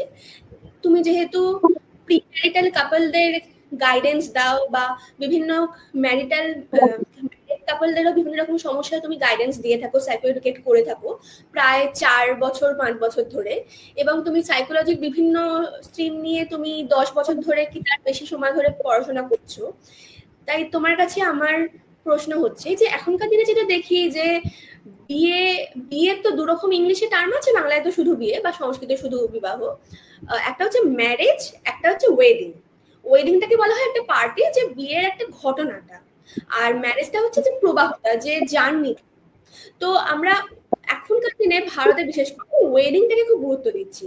গোটা ভারতে যে কোনো বলিউড মুভি, যে কোনো ফিল্ম স্টারের একদম তুমি ওয়েডিং থেকে শুরু করে যে কোনো জায়গায় দেখতে পাবে একটা বিশাল বড় মার্কেট, একটা ভারতের টোটাল ইকোনমির একটা বিশাল বড় পোর্শন ওয়েডিং এ চলে গেছে। সেখানে হয়তো প্রি ওয়েডিং আমাদের শুট হচ্ছে, যেটা একার দিনে হয়তো লোকেরা মুখও দেখতে পেত না, হয়তো একটা একটা ছেনাটের একটা ছবি হাতে নিয়ে এই দেখো এর সঙ্গে তোমার বিয়ে হবে, নাহলে যেরকম আমরা ছোটবেলায় ঠাকুমার ঝুলিটা একটা জায়গায় আমার নিজের হয়েছে, নিজের জানি, নিজের আমার হয়েছিল, আমার মনে আছে। এবার বাস্তবে যে প্রি ওয়েডিং শুট হয় বা এই সমস্ত যে সেরেমনিতে এত খরচ হয়, আর তার বিপরীতে প্রি ম্যারিটাল কাউন্সিলিং, যেটা তুমি অনেক ক্ষেত্রে অনেক কাপলকে গাইড করো, সেখানে কি সুবিধা হয় এবং একজন তার কাছে যদি সমান বাজেট থাকে, বা আমি প্রি ম্যারিটাল প্রি ওয়েডিং এর আমি তুলনায় আনছি না, কিন্তু প্রি ওয়েডিং যখন হচ্ছে, যেরকম আমরা টেস্টও করছি, আমাদের হয়তো কি টেস্ট গুলো করে ওটাকে থ্যালাসেমিয়া টেস্ট হয়, থ্যালাসেমিয়ার মতো যে ব্লাড টেস্ট গুলো করছি, এবার এই করে যে আমরা আমাদের মধ্যে যে কথাগুলো বলছি বা বিভিন্ন সময় আমাদের ফাইন্যান্সিয়াল ডিসকাশন, আচ্ছা ওটা তুমি বলে, হ্যাঁ এইরকম যে ব্যাপারগুলো হচ্ছে, যে বিভিন্ন ভাবে আমরা বিভিন্ন কম্পেটিবিলিটি ম্যাচ করছি, আমাদের বন্ধু সার্কেলের সঙ্গে মিল করছি, বা আমাদের মধ্যে কোন পোজে ছবি ভালো আসবে, কি রকম কোন কন্ট্রাস্টের কোন শেডের জামা কাপড় পরলে আমাদের ভালো লাগবে, এই ব্যাপারগুলো আমরা দেখছি। তার বিপরীতে দাঁড়িয়ে প্র্যাকটিক্যাল অ্যাসপেক্টের দিকে তাকিয়ে তোমার কি মনে হয় প্রি ম্যারিটাল কাউন্সিলিং ব্যাপারটা সেটা কতটা গুরুত্বপূর্ণ এবং কতটা দরকার এখনকার দিনে? ভীষণভাবে দরকার। আমরা প্রি ম্যারিটাল মানে প্রি ওয়েডিং ফটোশুট করি, কেন করি তার কারণ হচ্ছে প্রি ওয়েডিং ফটোশুটটা এসছে পুরোপুরি বলিউডি টলিউডি কায়দাতে। বলিউডে প্রি ওয়েডিং শুট হচ্ছে, বিয়ের আগে আমি কিরকম ভাবে সাজগোজ করে দুজনে ম্যাচিং করে জামা কাপড় পরে প্রিন্সেপ ঘাটে বা ভিক্টোরিয়াতে যেখানে ইচ্ছে সেখানে আমি ফটো তুললাম, আহারে আমায় কত সুন্দর লাগছে, আমি ফেসবুকে ওটা পোস্ট করলাম। কিন্তু আদপে কিন্তু আমি একটা মানুষের সঙ্গে থাকতে চাইছি, যাচ্ছি সেই মানুষটার কাছে, যখন যাচ্ছি সেই মানুষটার পরিবার পরিজন সবাই সঙ্গে আমাকে অ্যাডজাস্ট করে থাকতে হবে। সেইখানে আমাদের কাছে প্রি ওয়েডিংটা যেমন ইম্পর্টেন্ট, যতটা ইম্পর্টেন্ট, ঠিক আছে ডেফিনেটলি ফটো তুলবে না কেন, কিন্তু প্রি ম্যারিটাল কাউন্সিলিংটা ভীষণ ভীষণ রকম ভাবে ইম্পর্টেন্ট।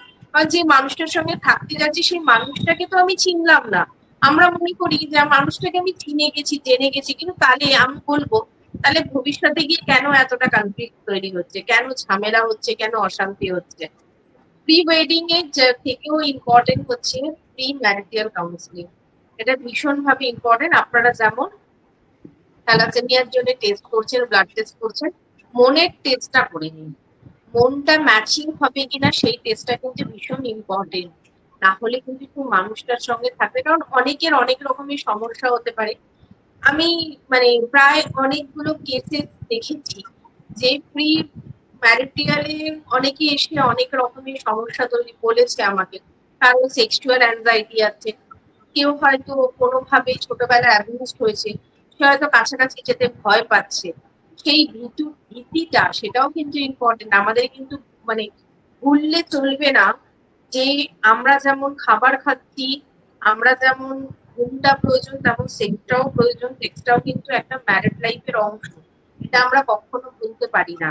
আমাদের যদি কোনো অ্যাবিউজমেন্টের ব্যাপার থাকে, সেটা আমাদের কাছে, আমার কাছে একটা মেয়ে এসেছিল, সে অ্যাবিউজড হয়েছে, সে ভয় পাচ্ছে তার বিয়ে হওয়ার পর সে হয়তো সেক্সুয়ালি স্যাটিসফাইড করতে পারবে না তার হাজবেন্ডকে।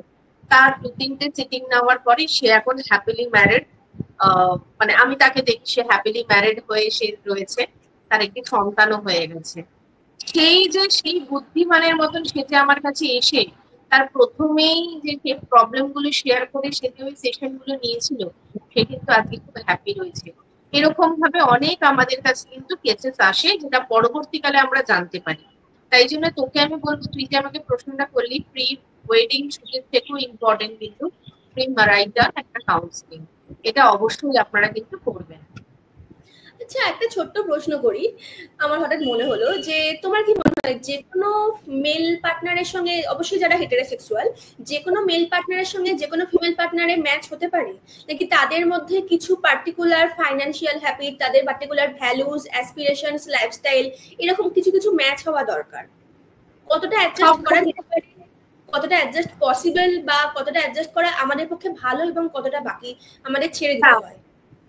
আমাকে সব থেকে আগে চিন্তা করতে হবে যে আমাকে অ্যাডজাস্টমেন্ট করতেই হবে।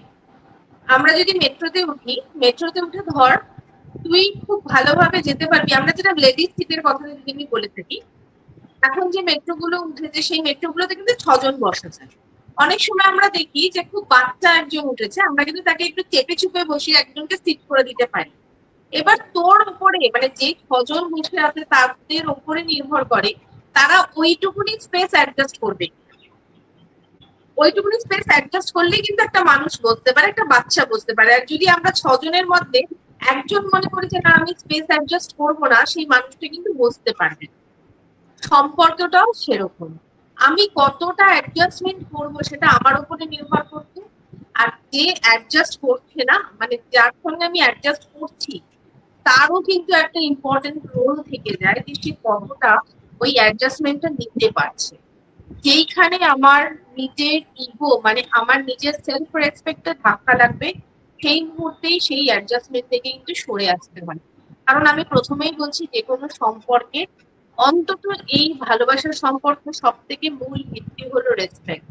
তুমি কতটা সম্মান দিচ্ছ তাকে, সেটাও কিন্তু ভীষণ ভাবে ইম্পর্টেন্ট। সেখানে ফিনান্সিয়াল, আমি এমন অনেক কাপলস আছে যাদের মধ্যে ফিনান্সিয়ালি তারা স্ট্রং নয়, তারা হয়তো খুব অল্প টাকাতেই এমন অনেক কাপলকে দেখেছি যারা হয়তো যাদের সমস্যা অনেক আছে তারাও কিন্তু। হ্যাঁ, তোকে আমি যেটা বলবো হেটারোসেক্সুয়াল সেক্সের বিষয়টা যেটা বললি, অনেক সময় সেক্সুয়াল একটা পার্ট আসতে পারে, এটা নিয়ে হয়তো আমরা পরে কোনো আলোচনা করব, যেটা হয়তো খুবই মানে আমরা স্ট্রিক্টলি বলে রাখতে থাকবে যেটা 18 ক্লাসের নিচে কেউ দেখতে পারবে না, সেটা নিয়ে আমরা একটা আলোচনা করতে পারি কিন্তু সুন্দর এই সেক্সুয়াল ব্যাপারটা নিয়ে। আচ্ছা, সেটা আমরা অবশ্যই প্ল্যান করার চেষ্টা করব। আর তাহলে তুমি যেটা বলছো যে তার মানে যেটা নর্মালি বলে যে যেটা বলিউডও আমাদের বলে যে একজন আরেকজনের সঙ্গে প্রেম হয়েছে মানে যে যাদেরকে বিয়ে হতে হবে সেটা একদমই কাঙ্ক্ষিতও নয়। তো সেক্ষেত্রে আমরা যে ট্র্যাজিক হিসেবে যতগুলো আমরা গল্প শুনি সবকটাই যে ট্র্যাজিক সেরকম না।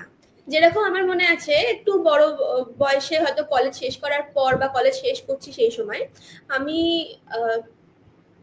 নামটাই ভুলে গেলাম, আমি শেষের কবিতা পড়েছিলাম। এবার সেইখানে দেখেছিলাম যে অমিত বলে অমিত লাবণ্যর গল্প যেটা আমরা সবাই জানি, অমিত যতটা লাবণ্যকে একটা আইডিয়ালাইজ করছে, একটা দেবী হিসেবে বসিয়ে রাখছে, প্র্যাকটিক্যালি অমিত হয়তো সেই রিয়েল লাইফে অ্যাডজাস্টমেন্ট গুলো করতে রাজি নয়। এবার আমরা সবাই অমিত লাবণ্যর গল্পটাকে প্রচন্ড একটা ট্র্যাজিক গল্প হিসেবে ধরে নিই, প্রচন্ড একটা দুঃখের গল্প হিসেবে ধরে নিই, কিন্তু রিয়েল লাইফে বা দেবদাসের গল্পটাও সেটা আমি যেটুকু মনে আছে আমার, যে দেবদাস পার্বতীকে হয়তো রিয়েল লাইফে সেই সম্মানটা বা সেই অ্যাডজাস্টমেন্টটা করে জায়গাটা হয়তো দিতে পারেনি, বা কিছু কিছু ক্ষেত্রে হয়তো তারা তারা নিজেদেরকে ভালোবাসতো ঠিক কথা, কিন্তু রিয়েল লাইফে তারা যদি একসঙ্গে আসতো তাহলে যে তারা খুব ভালো থাকতে পারতো আলটিমেটলি, সেটা হয়তো নয়। আমরা যেগুলোকে ট্র্যাজিক হিসেবে দেখি সেটা যে সবসময় অ্যাকচুয়ালি ট্র্যাজিক সেটা হয়তো বা নয়।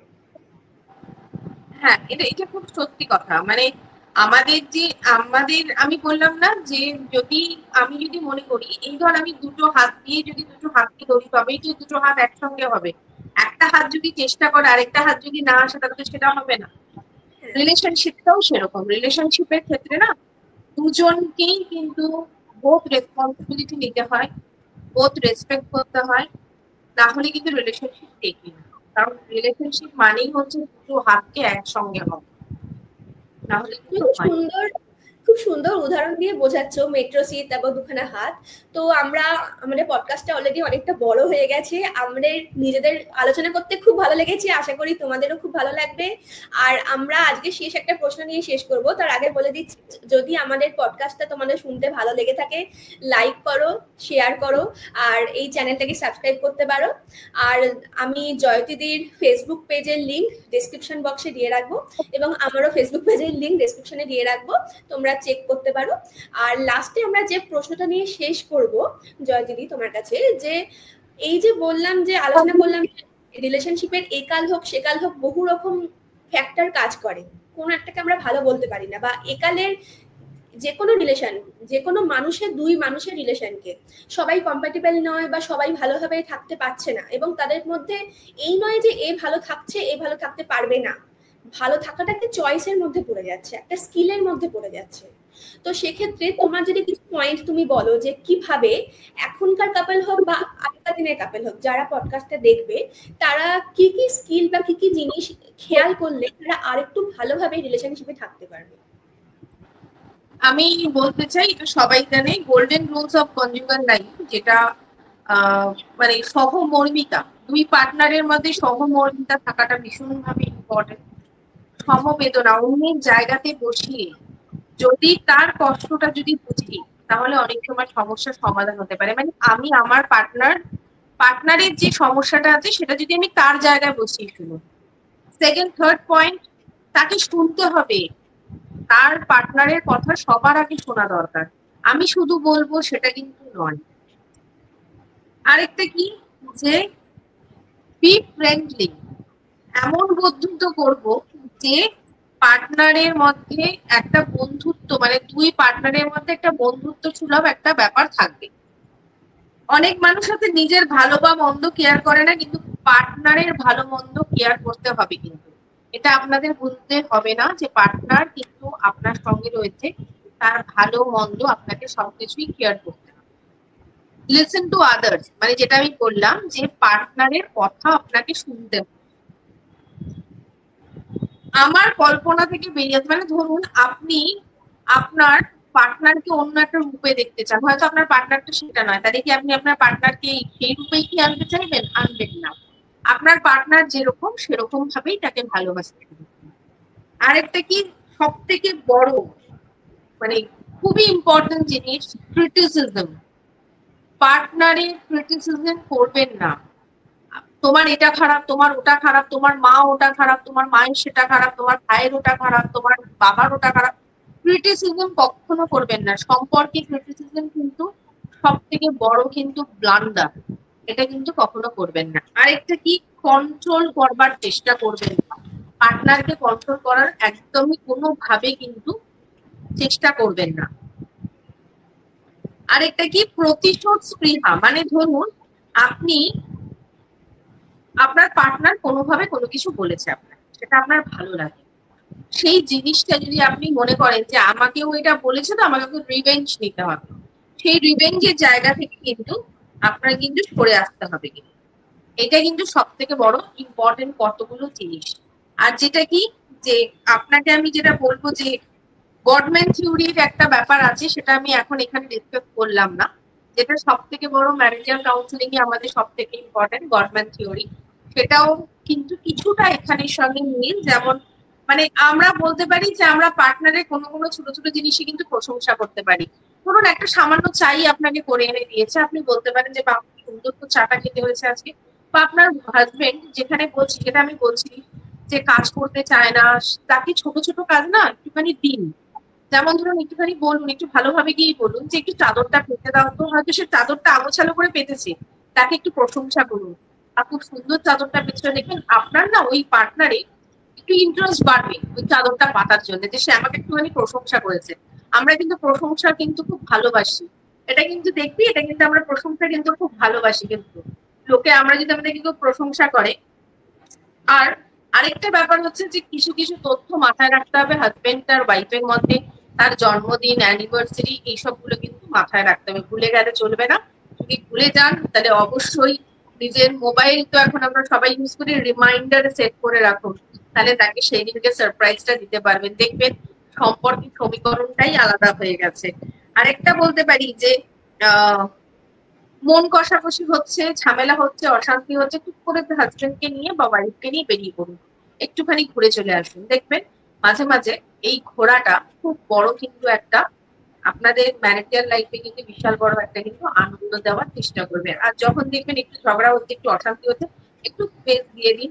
একটুখানি কোথাও থেকে দুজনে যদি চেষ্টা করেন একটু বাপের বাড়ি থেকে ঘুরে আসুন, মেয়েরা যদি মনে করেন, বা একটুখানি আলাদা থাকার চেষ্টা করুন, এই যে স্পেসটুকুনি দেবেন, এই স্পেসটাতে কিন্তু সম্পর্কটা আরো বেশি মজবুত হবে। আর আজকে আমরা এটাকে নিয়ে কিছু বাড়াবো না, আজকের জন্য আমাদের এই পডকাস্ট ভিডিও এখানেই শেষ। আপনারা যদি আমাদের জুটিকে ভালোবাসেন তাহলে অবশ্যই আপনারা লাইক করবেন, শেয়ার করবেন। আমরা আবার আসবো, আবার নতুন নতুন টপিক নিয়ে আসবো। আপনারা কি করতে চান সেই টপিক গুলো আমাদেরকে বলুন, আমরা আছি। কারণ আমাদের এই চ্যানেলটার নামটাও একটুখানি দেখবেন, এটাও কিন্তু একটু অন্য ধরনের, যেটা সৃজিতা করেছে। আজকের জন্য একটুখানি, নমস্কার। নমস্কার।